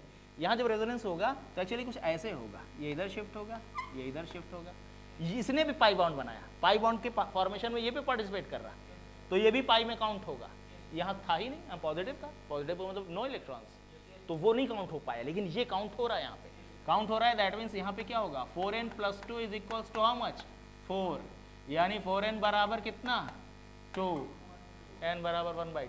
मतलब ये एरोमेटिक नहीं है, वो वाला एरोमेटिक। Got it? ठीक है, चलिए खैर हम इस पे अब बहुत ज़्यादा नहीं रह रहे हैं, क्योंकि हमारा तरीका यही है कि हम जो टॉपिक पढ़ा रहे हैं उस पर पहले फोकस करो। ये आगे आएगा तो पढ़ते रहना। एक बार फिर से तुमसे ही तुम्हारा ही टेस्ट ले लेंगे इस चीज़ से कि कितना याद रखा तुम लोगों ने। ठीक, चलिए हम अपने टॉपिक पे और आगे बढ़ें। तो अब हम लोग क्लासिफिकेशन तो सारा पढ़ लिए, कुछ रह तो नहीं गया, पूरा हो गया ना कंप्लीट क्लासिफिकेशन। देखिए हाँ, ओपन चेन पे भी आते हैं। उससे पहले हम कुछ बेसिक बात हम करेंगे। एक टर्म हम आपसे पूछना चाहेंगे, आप लोग बताइए। बिल्कुल सिंपल सा है, कोई बहुत बड़ी बात नहीं कर रहे हम। हाइड्रोकार्बन तो सब लोग जानते हैं भाई, क्या? The compounds which consist only carbon and hydrogen, है ना? ऐसे कंपाउंड जिनमें सिर्फ कार्बन और हाइड्रोजन होंगे उन्हीं को हम लोग कहेंगे हाइड्रोकार्बन्स। ठीक है, तो इसमें तो कोई दो राय नहीं है। Compounds of carbon and hydrogen only, सिर्फ कार्बन और हाइड्रोजन के जो कंपाउंड्स होंगे वो हमारे कहलाते हैं हाइड्रोकार्बन्स। अब जब क्लासिफिकेशन की बात ही चल रही है तो हम सारा क्लासिफिकेशन देंगे आपको। ठीक है, हाइड्रोकार्बन्स को अगर क्लासिफाई करें तो ये भी बिल्कुल वही चीज़ जो हमने अभी ऑर्गेनिक कंपाउंड्स का क्लासिफिकेशन दिया, बिल्कुल वही चीज़ कि हाइड्रोकार्बन्स भी दो तरह के होते हैं। अब डायरेक्ट हम वही वर्ड यूज़ करेंगे, एलिफैटिक। बस ये ध्यान रखना है कि अब यहाँ पे सिर्फ कार्बन और हाइड्रोजन होगा कंपाउंड में। वहाँ हम जब बात कर रहे थे तो कोई भी हो सकता था, कार्बन हाइड्रोजन ऑक्सीजन नाइट्रोजन चाहे जो आ जाए। ठीक, यहाँ लेकिन सिर्फ कार्बन और हाइड्रोजन के कंपाउंड्स की बात होगी। एक होंगे आपके एलिफैटिक हाइड्रोकार्बन्स और दूसरे होंगे एरोमेटिक हाइड्रोकार्बन्स। ठीक है, एलिफैटिक हाइड्रोकार्बन्स में अगर बात करें तो जो एलिफैटिक हाइड्रोकार्बन्स होते हैं, अब जरा इस पे आइए, ये दो तरीके के होते हैं। अभी हम लिखेंगे तुरंत तुम लोग कहोगे हाँ जानते हैं। एक कहलाते हैं आपके saturated hydrocarbons, saturated aliphatic hydrocarbon, और दूसरे अनसैचुरेटेड। सैचुरेटेड और अनसैचुरेटेड का डिफरेंस बताएंगे? सैचुरेटेड वाले में सिर्फ कार्बन कार्बन सिंगल बॉन्ड, जबकि इसमें कार्बन कार्बन डबल बॉन्ड भी हो सकता है और कार्बन कार्बन ट्रिपल बॉन्ड भी हो सकता है। अगर सिर्फ कार्बन कार्बन सिंगल बॉन्ड हो यानी सैचुरेटेड हो तो इन्हीं का कुछ और नाम भी होता है, जल्दी बोलिए फटाक से। हाँ, एल्केन्स, एल्कीन्स। ठीक, इन्हीं को हम लोग एल्केन्स कहते हैं। जनरल फॉर्मूला जल्दी, CnH2n+2, कोई दिक्कत वाली बात नहीं। सैचुरेटेड में दो कैटेगरी, क्या हो गया?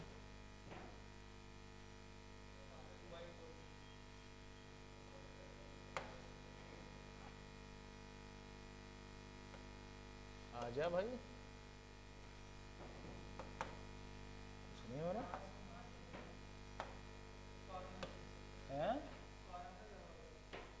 ये हुआ क्या है?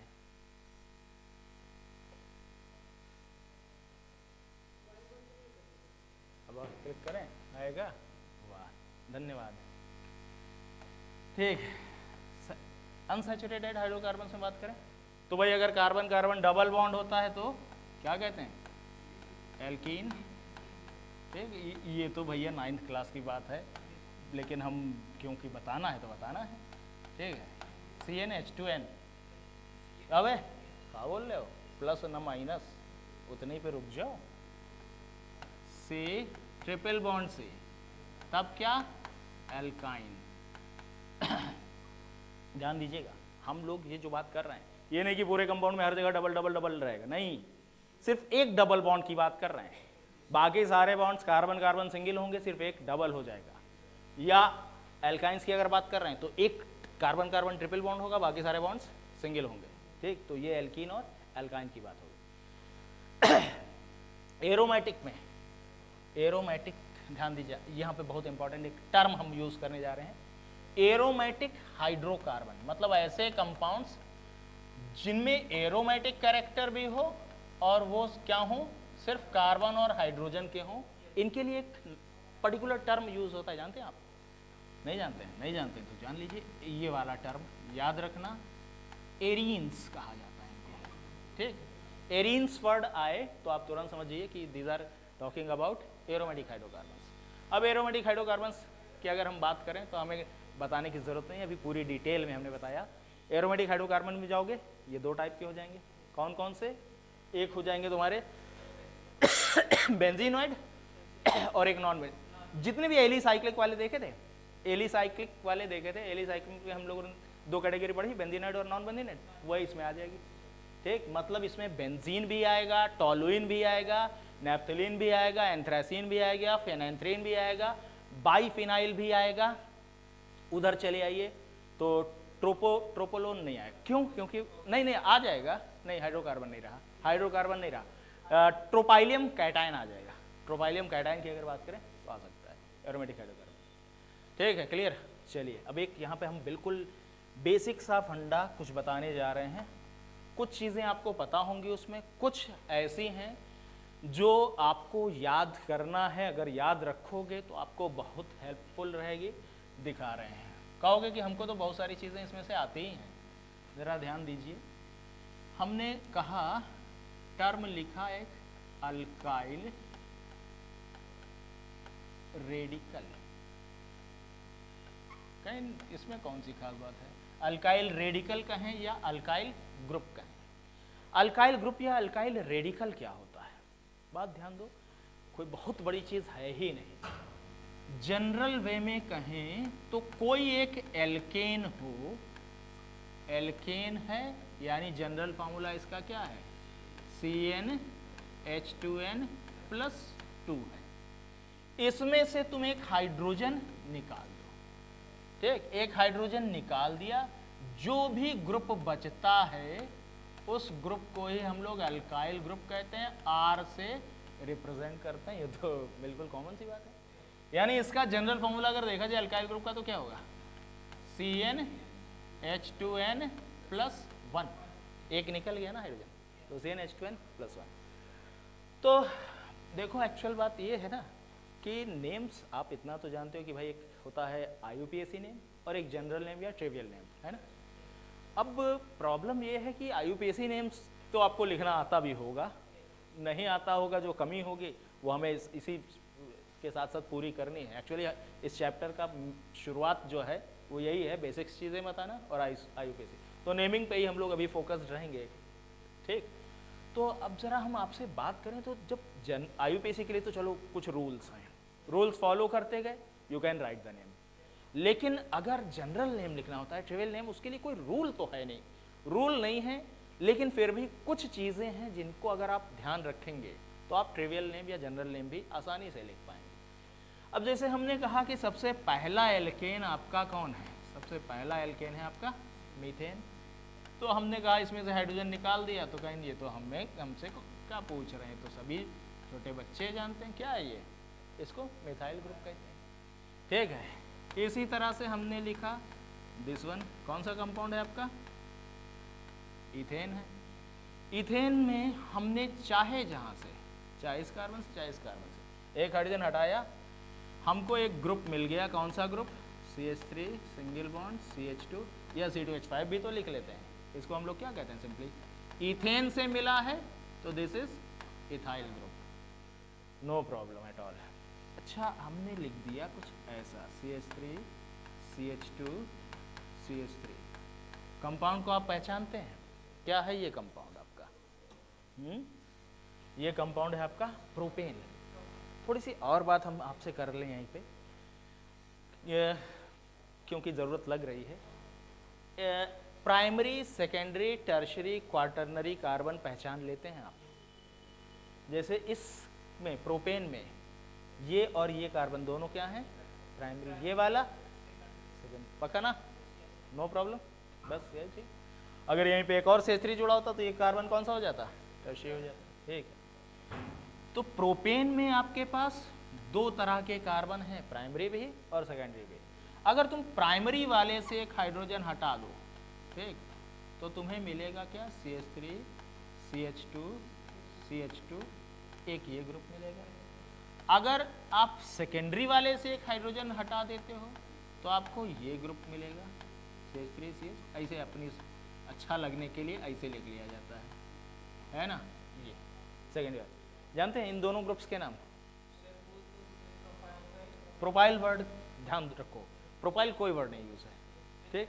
यस, तो प्रोपाइल कभी ना बोलो, सिर्फ नॉर्मल प्रोपाइल या एन प्रोपाइल बोला करो, है ना। तो एन प्रोपाइल है। दूसरा कौन है? ये कहलाता है आपका आइसो प्रोपाइल।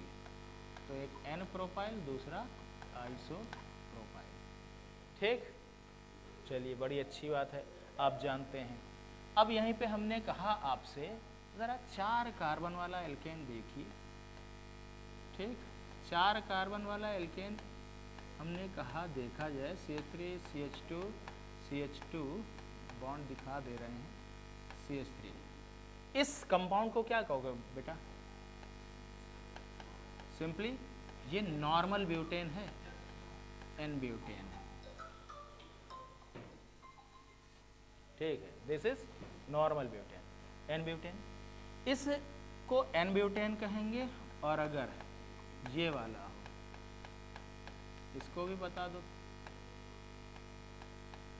देखो, एल्केन्स का जब जनरल नेम लिखते हैं तो उसका रूलिंग है, एक रूलिंग ये है कि अगर सेकंड पोजीशन के कार्बन पे एक CH3 ग्रुप हो तो वर्ड लगा देते हैं आइसो, और जितने कार्बन उतने कार्बन का एल्केन कह देते हैं। 4 कार्बन है मतलब ब्यूटेन, और पहले वर्ड लगा दिया क्या? आइसो। तो दिस इज आइसो ब्यूटेन, ठीक। ये नॉर्मल ब्यूटेन और आइसो ब्यूटेन। नॉर्मल ब्यूटेन में आप देखो, अब यहाँ पे जो बताने जा रहे हैं इसमें थोड़ा सा आपको कुछ ऐसी नई चीज़, अरे यार कौन है, हेलो सुरजीत बेटा, थोड़ा रुक के करो, हम क्लास में हैं, ठीक है, थोड़ी रुक के, ओके।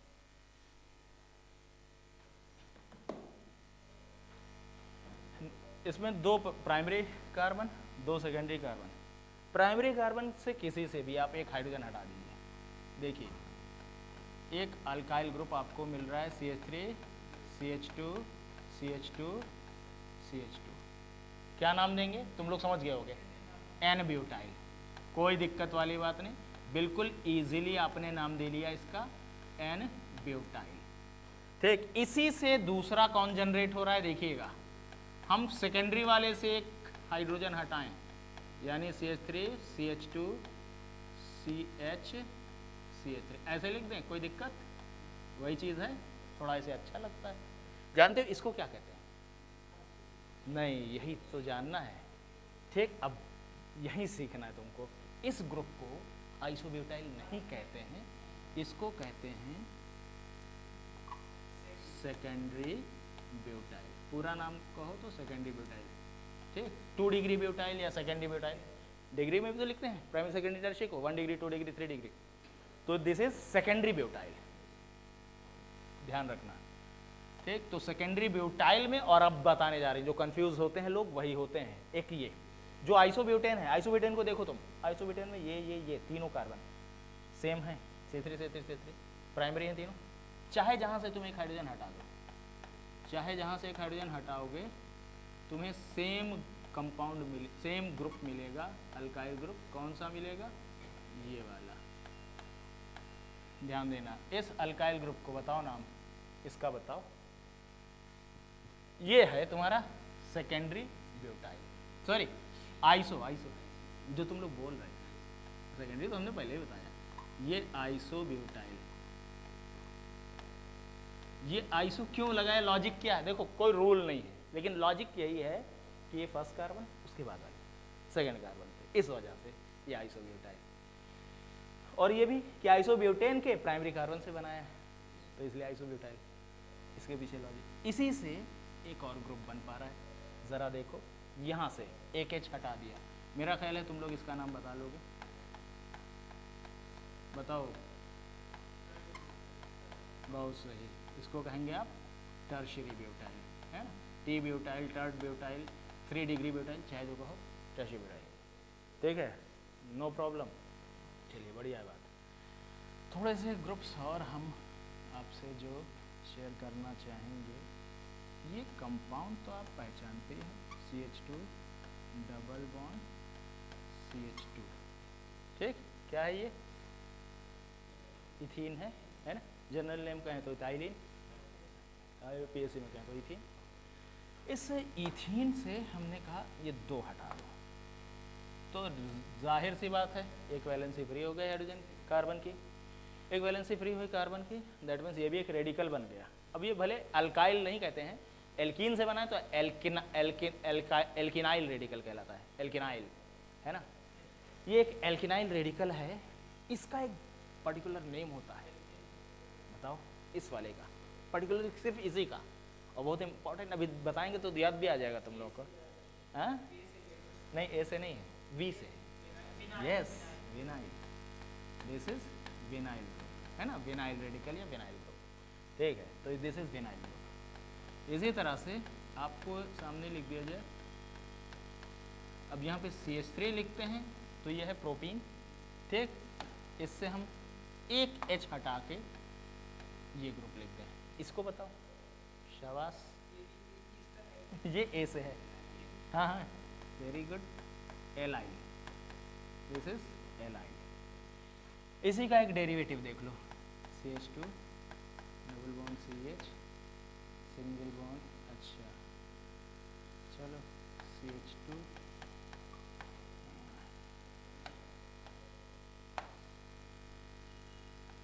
CH ठीक तो है, CH3 एक ग्रुप ए, इस ग्रुप का भी नाम जान लो, ये कहलाता है क्रोटाइल, ठीक है, विनाइल अलाइल क्रोटाइल, ठीक है। एक और दिखा दें, इसको तो भाई आप लोग पहचान ही रहे हो, दिस इज बेंजीन, ठीक। बेंजीन में हम एक बॉन्ड ऐसे दिखा दें, दैट मीन्स होता है कि ये फ्री है बॉन्ड, हम ये नहीं कह रहे कि कार्बन है, हम कह रहे हैं कि बॉन्ड फ्री है, दैट मीन्स हम कह रहे हैं कि दिस इज C6H5, तो जानते हैं आप इस ग्रुप का नाम, यस वेरी नाइस, बहुत बढ़िया तुम लोग बोले, हमसे तो बहुत लोग बेंजाइल बोल देते हैं तो गुस्सा आ जाता है, ये क्या बताया, ठीक है। तो दिस इज फिनाइल ग्रुप, है ना। एक इस कंपाउंड को तो जानते हो भाई तुम लोग, अभी भी बताया था क्या, हाँ फिर से बोलो, टोलुइन, नॉट टाउलिन नहीं है, टोलुइन। इस टोलुइन में हमने क्या किया, यहाँ से एक हाइड्रोजन हटाया, एक ग्रुप बना, इस ग्रुप को बता सकते हो क्या है?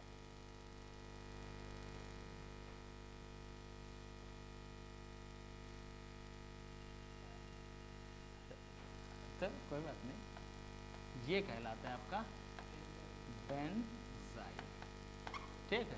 एक बेंजाइल होता है और एक बेंजॉइल होता है, दोनों में डिफरेंस पता है? बेंजाइल और बेंजॉइल देख लो, बेंजॉइल भी देख लो, देखो जिसकी स्पेलिंग में, लिखने में हम क्या बोल रहे हैं, बेंजॉइल, बेंजॉइल ZOYL, ठीक। जिसकी स्पेलिंग में O है उसके स्ट्रक्चर में भी O है, यहाँ आप कार्बन लगाओ, C डबल बॉन्ड, ठीक। तो ऐसे याद रखो, याद रहेगा कि बेंजॉइल में क्या कीटोनिक ग्रुप रहता है, this is benzoyl group, C6H5CO कह सकते हो, या बेंजीन पे CO group, this is benzoyl group. तो बेंजाइल और बेंजॉइल में डिफरेंशिएट करना आना चाहिए आपको, कोई दिक्कत, ठीक है। यहीं पे अब एक चीज़ तुम लोगों से और बिल्कुल बेसिक वाली है, हम बात कर रहे हैं तो बेसिक वाले पे ही बात करें। एक टर्म हम आपसे, अच्छा पहले बताओ, सारे फंक्शनल ग्रुप आप लोग पहचान लेते हैं, कोई हमें ज़रूरत तो नहीं पड़ेगी कि हम पर्टिकुलरली ये बताएं कि ये फंक्शनल ग्रुप क्या है, पहचान लेते हैं ना, हम मानते हैं तुम लोग को आता होगा, कोई बात नहीं। तो देखिएगा भाई, देखिए, क्योंकि ज़रूरी है भी, फंक्शनल ग्रुप जब आप नहीं पहचानेंगे तो दिक्कत आएगी। एक टर्म हम आपसे पूछना चाह रहे हैं, टर्म है आपका होमोलॉगस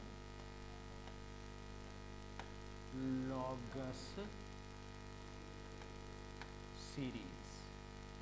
होमोलॉगस सीरीज के बारे में आप क्या जानते हैं?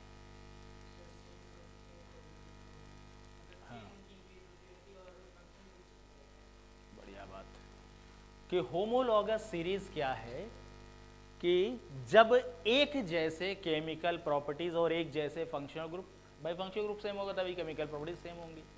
जब एक जैसी केमिकल प्रॉपर्टीज के कंपाउंड्स को हम लोग उनके increasing order of molecular mass में अरेंज करें तो जो सीरीज मिलती है वो हमारी कहलाती है होमोलॉगस सीरीज। होमोलॉगस सीरीज के जो मेंबर्स होते हैं, देखो जैसे हम आपको दिखाएं, सबसे कॉमन सीरीज दिखा दें। हमने लिखा मीथेन, ठीक, यह एक एल्केन है, CnH10+2 से को फॉलो कर रहा है। दूसरा लिखा नेक्स्ट C3H8, नेक्स्ट लिखा C4H10, नेक्स्ट लिखा C5H12। जो ये सीरीज बनी ये होमोलॉगस सीरीज है। जितने भी मेंबर्स हैं सीरीज के, मेंबर्स जो हैं, मेंबर्स को कहा जाता है, इनको कहते हैं होमोलॉग्स कहते हैं, शायद UES होता है, ठीक है, होमोलॉग्स ध्यान रखना। तो एक ही होमोलॉगस सीरीज के जो मेंबर्स होते हैं these are known as homologues, ठीक। एक ही होमोलॉगस सीरीज के जितने भी मेंबर्स होंगे उनकी केमिकल प्रॉपर्टीज सेम होंगी। क्यों सेम केमिकल प्रॉपर्टीज? और वो भी क्यों सेम होंगी? क्योंकि फंक्शनल ग्रुप सेम होगा। भाई इसमें तो फंक्शनल ग्रुप है ही नहीं, कहा जाए तो सिंगल बॉन्ड ही है इनका फंक्शनल ग्रुप, अगर देखें वैसे तो है ही नहीं, ठीक है। क्यों सेम होंगी? क्योंकि सेम फंक्शनल ग्रुप होंगे, तो सेम फंक्शनल ग्रुप होंगे, फंक्शनल ग्रुप। और हर होमोलॉगस सीरीज का एक डेफिनिट जनरल फार्मूला होगा। हर होमोलॉगस सीरीज का एक डेफिनिट जनरल फार्मूला होगा। जैसे एल्केन्स का हमारा क्या है, CnH2n+2, एल्कीन भी एक होमोलॉगस सीरीज है, ठीक है। और एक इंपॉर्टेंट बात, होमोलॉगस सीरीज में कोई भी दो एडजेसेंट मेंबर देखोगे तो दो एडजेसेंट मेंबर के बीच में CH2 का ही डिफरेंस होगा, ठीक है, CH2 का। इनसे इनमें जाओगे तो भी CH2, इनसे इनमें जाओगे तो भी CH2, इनसे इनमें जाओगे तो भी CH2, ठीक है। अगर क्वेश्चन आ गया तुम्हारे यहाँ, कैन होमोलॉग्स बी आइसोमर्स, क्या होमोलॉग्स आइसोमर हो सकते हैं? हाँ, नहीं हो सकते। क्यों? क्योंकि अगर होमोलॉग्स हैं तो उनमें दोनों में मॉलिक्यूलर फॉर्मूले में CH2 का डिफरेंस होगा। आइसोमर होने के लिए क्या होना चाहिए? मॉलिक्यूलर फॉर्मूला सेम होना चाहिए। हाँ, तो मॉलिक्यूलर फॉर्मूला सेम हो ही नहीं सकता है होमोलॉग्स का, इसलिए होमोलॉग्स कभी भी आइसोमर्स नहीं हो सकते, ठीक है। तो homologues can never be isomers, statement होता है ये कि होमोलॉग्स जो होते हैं आइसोमर्स नहीं होते हैं, ठीक है भैया। चलिए, तो इतनी बात आपको कुछ समझ में आ रही है। बाकी कुछ ऑर्गेनिक कंपाउंड्स की कैरेक्टरिस्टिक अब हम आगे बढ़ने से पहले जानना चाहते हैं, जैसे ऑर्गेनिक कंपाउंड्स की मेन कैरेक्टरिस्टिक्स क्या होती है, कि मतलब इनऑर्गेनिक से अगर इनको हम डिफ्रेंशिएट करते हैं तो क्या कौन सी प्रॉपर्टीज़ हैं जिनमें डिफ्रेंशिएशन। भाई सबसे पहली चीज़ तो ऑर्गेनिक कंपाउंड जितने भी होते हैं नेचर होता है कोवैलेंट, ठीक, कोवैलेंट होते हैं। इनऑर्गेनिक वाले आपके इलेक्ट्रोवैलेंट होते हैं या आयनिक होते हैं, ठीक। एक डिफरेंस बोलते जा रहे हैं, चाहना तो लिख भी लेना ज़रूरी है, क्योंकि इस पर भी क्वेश्चन बन जाता है कि ऑर्गेनिक एंड इनऑर्गेनिक कंपाउंड्स किस में डिफर करते हैं, ठीक है। तो पहली चीज़ कोवैलेंट नेचर के होते हैं, वो आयनिक होते हैं। एक चीज़ आपने सुनी होगी, लाइक डिजॉल्व्स लाइक, हाँ, non polar substances are solvable in non polar solvent, polar are solvable in polar solvent, ठीक।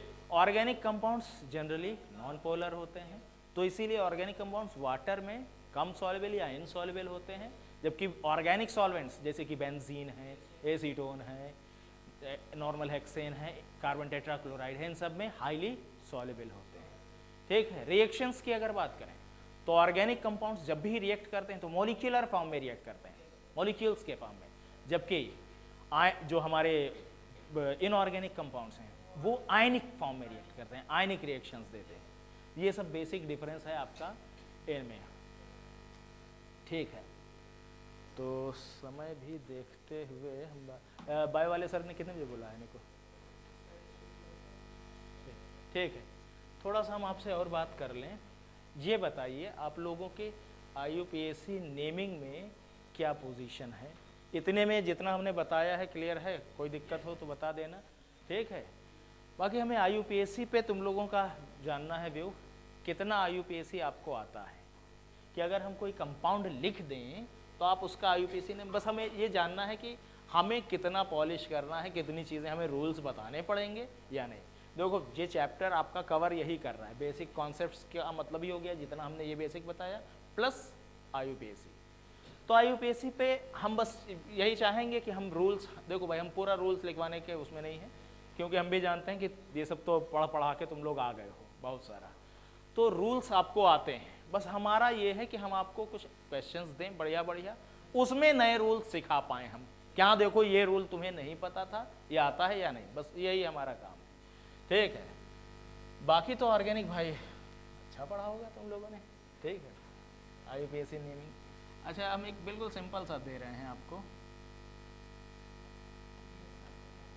नहीं रिएक्शन याद होगी। रिएक्शंस की एक बात बताएं, देखो ऑर्गेनिक केमिस्ट्री की रिएक्शन याद करना बहुत इजी होता है। अगर आप ऑर्गेनिक की रिएक्शन से डरते हो, इसका सिर्फ रीज़न यही है क्योंकि आप बेसिक चीज़ें रिएक्शन के पीछे की नहीं जान रहे हो। अगर बेसिक चीज़ें जान गए तो रिएक्शन आपको ऑर्गेनिक की इतना मजा आएगा, आप खुद ही कहोगे कि हाँ सर ये तो बहुत ईजी होती है। इनऑर्गेनिक की बहुत टफ होते हैं, इनऑर्गेनिक को तो रटना ही होता है, यहाँ पे रटना नहीं होता है। अगर आप एक बार समझ गए कॉन्सेप्ट को तो ऑर्गेनिक की रिएक्शंस ईजी हैं। हम जो लिख रहे थे जरा ऐसे ही हम आपसे नाम पूछना चाह रहे थे, बहुत सिंपल सा दे रहे हैं 11th क्लास का, बताओ भाई। हम ग्लिसरॉल है, ये ग्लिसरॉल, ग्लाइकॉल नहीं यार, जनरल नेम इसका ग्लिसरॉल है। हम आपसे IUPAC चाहते हैं इसका, बस।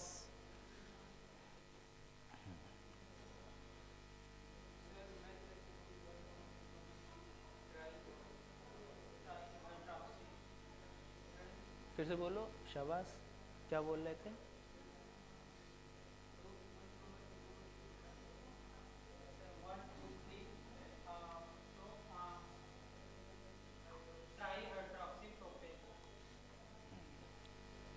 मतलब वीक हैं आप लोग IUPAC में? नहीं यार, IUPAC मिलेगा, वो अच्छे लेवल का मिलेगा आपको। ये तो हमने बिल्कुल सही बताया आपको, हमने बहुत लोअर लेवल दिया था। हम एक्सपेक्ट कर रहे थे कि तुम लोग इसको बता लोगे, हम तो हायर लेवल पे जाने की सोच रहे थे। ज़रा देखो, कोई बात नहीं, कोई बात नहीं बेटा, कोई ठीक है। पहली चीज़ तो ये है कि जो आप हाइड्रोक्सी वर्ड यूज़ कर रहे हैं वही हम जानना चाह रहे थे कि क्या हमें रूल्स सारे बताने हैं, बस इसीलिए हमने आपको दिया था, और कोई रीज़न नहीं है कि हमको रूल्स क्या क्या बताने हैं। तो रूल्स पे अगर बात करें तो आप लोग बिल्कुल ही अलग चले गए रूल्स में। जो ये OH के लिए आपने हाइड्रोक्सी यूज़ कर लिया, यहीं पे जैसे ही हाइड्रोक्सी बोल दिया तुमने, गया क्वेश्चन तुम्हारा, ठीक। इसमें देखो बेटा, हमेशा ध्यान रखना कि जब भी हमें नाम लिखना है तो OH के एक्चुअली IUPAC में 2 नाम होते हैं, ठीक। अगर याद, हाँ, एक होता है उसका जो मेन होता है, आपको लगाना होता है सफिक्स के फॉर्म में जो यूज़ करते हैं, मेन नाम वही होता है, वो होता है ऑल, इनका होता है ऑल, OL, ऑल। और जो आपने हाइड्रोक्सी कहा, ये इसका सेकेंडरी नेम कहते हैं, या कह लीजिए सफिक्स फॉर्म में जब यूज़ करना होता है तब हाइड्रोक्सी होता है। अब आपके पास जो कंपाउंड दिया गया है, कंपाउंड में ये 3 कार्बन है, 1 2 3, चाहे इधर से नंबर करते चाहे इधर से, और हर उस कार्बन को नंबर मिल रहा है, प्रेफरेंस मिल रहा है जिस पर OH है। सारे तीनों कार्बन पे सेम ग्रुप है, OH है, तो प्रेफरेंस सबको मिल रहा है। तो पहला काम तो आपको ये करना है कि आपको भूल जाना है कि हाइड्रोक्सी लगना है। यहाँ तो हाइड्रोक्सी की बात ही नहीं आनी है। यहाँ पे आपको मेन जो आपका नेम होता है, प्राइमरी नेम जो होता है वो लगेगा। मीन्स आपको नाम इसका लिखना है तो तो आपको लिखना है प्रोपेन 1, 2, 3 ट्राई, ट्राई नहीं लगाओगे, 3 है, ट्राई प्रोपेन 1, 2, 3 ट्रायॉल। ये दिस इज प्रोपेन 1, 2, 3 ट्रायॉल। ठीक है, चलिए कोई बात नहीं। आप लोगों के पास देखो, हम पूरे रूल्स नहीं लिखवाएंगे, फिर भी हम थोड़ा सा, तुम लोगों के पास कोई बुक या कुछ नोट्स हैं IUPAC के लिए, या हम लिखवाएं? अगर तुम लोग कहोगे तो हम लिखवा भी देंगे रूल, लेकिन हम टाइम वेस्ट करने वाले इंसान में से नहीं। तुम लोग कहोगे तो हम कराएंगे, अदरवाइज हम सीधे क्वेश्चंस पे आएंगे। जैसा बताओ, दोनों लोग बताओ, कोई ऐसी बात नहीं है। हाँ, जो थोड़ा एक्स्ट्रा होंगे वो तो बताएंगे, वही हम बेसिक, हम मतलब बिल्कुल शुरू से लेके चलें। हाँ, तो बस वही कहने का मतलब है। ठीक, अच्छा एक और बात पूछें, चलो एक और एग्जांपल देते हैं तुम लोगों को।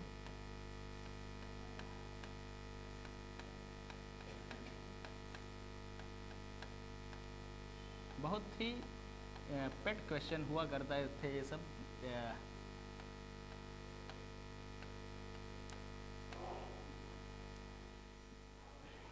ख़ास तौर से ये मेडिकल एंट्रेंस एग्जामिनेशंस में काफ़ी टाइम से पूछा जा रहा है ये कंपाउंड, और अक्सर अभी भी आ जाता है।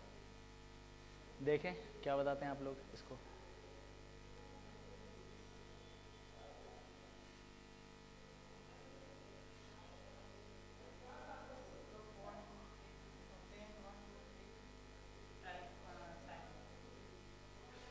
पूरी उम्मीद थी।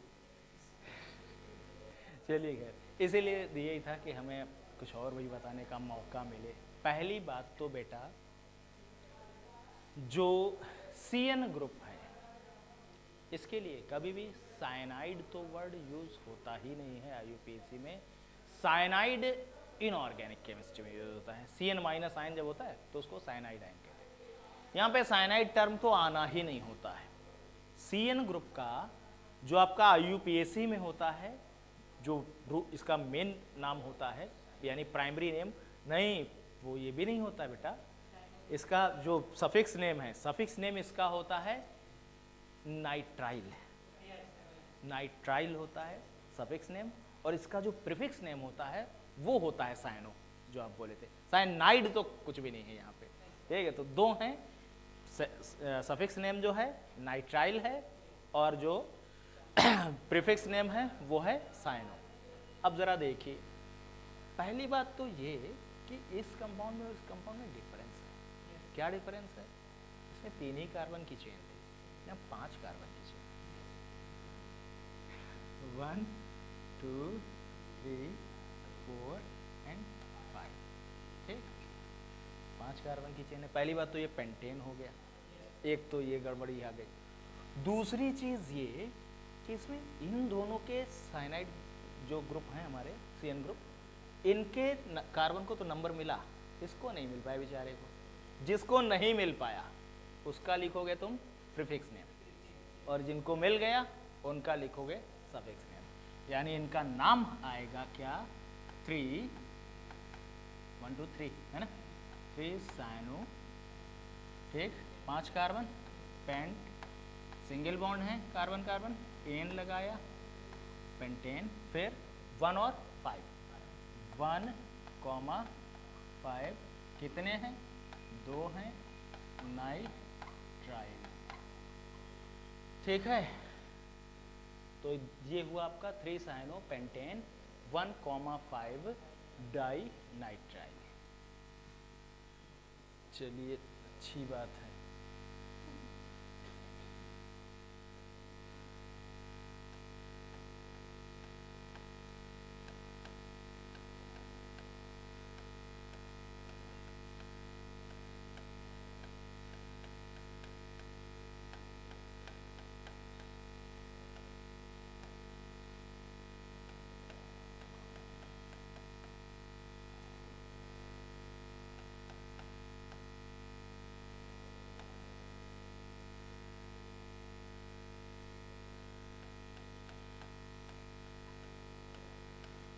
चलिए इसका आप लोग लिखिए।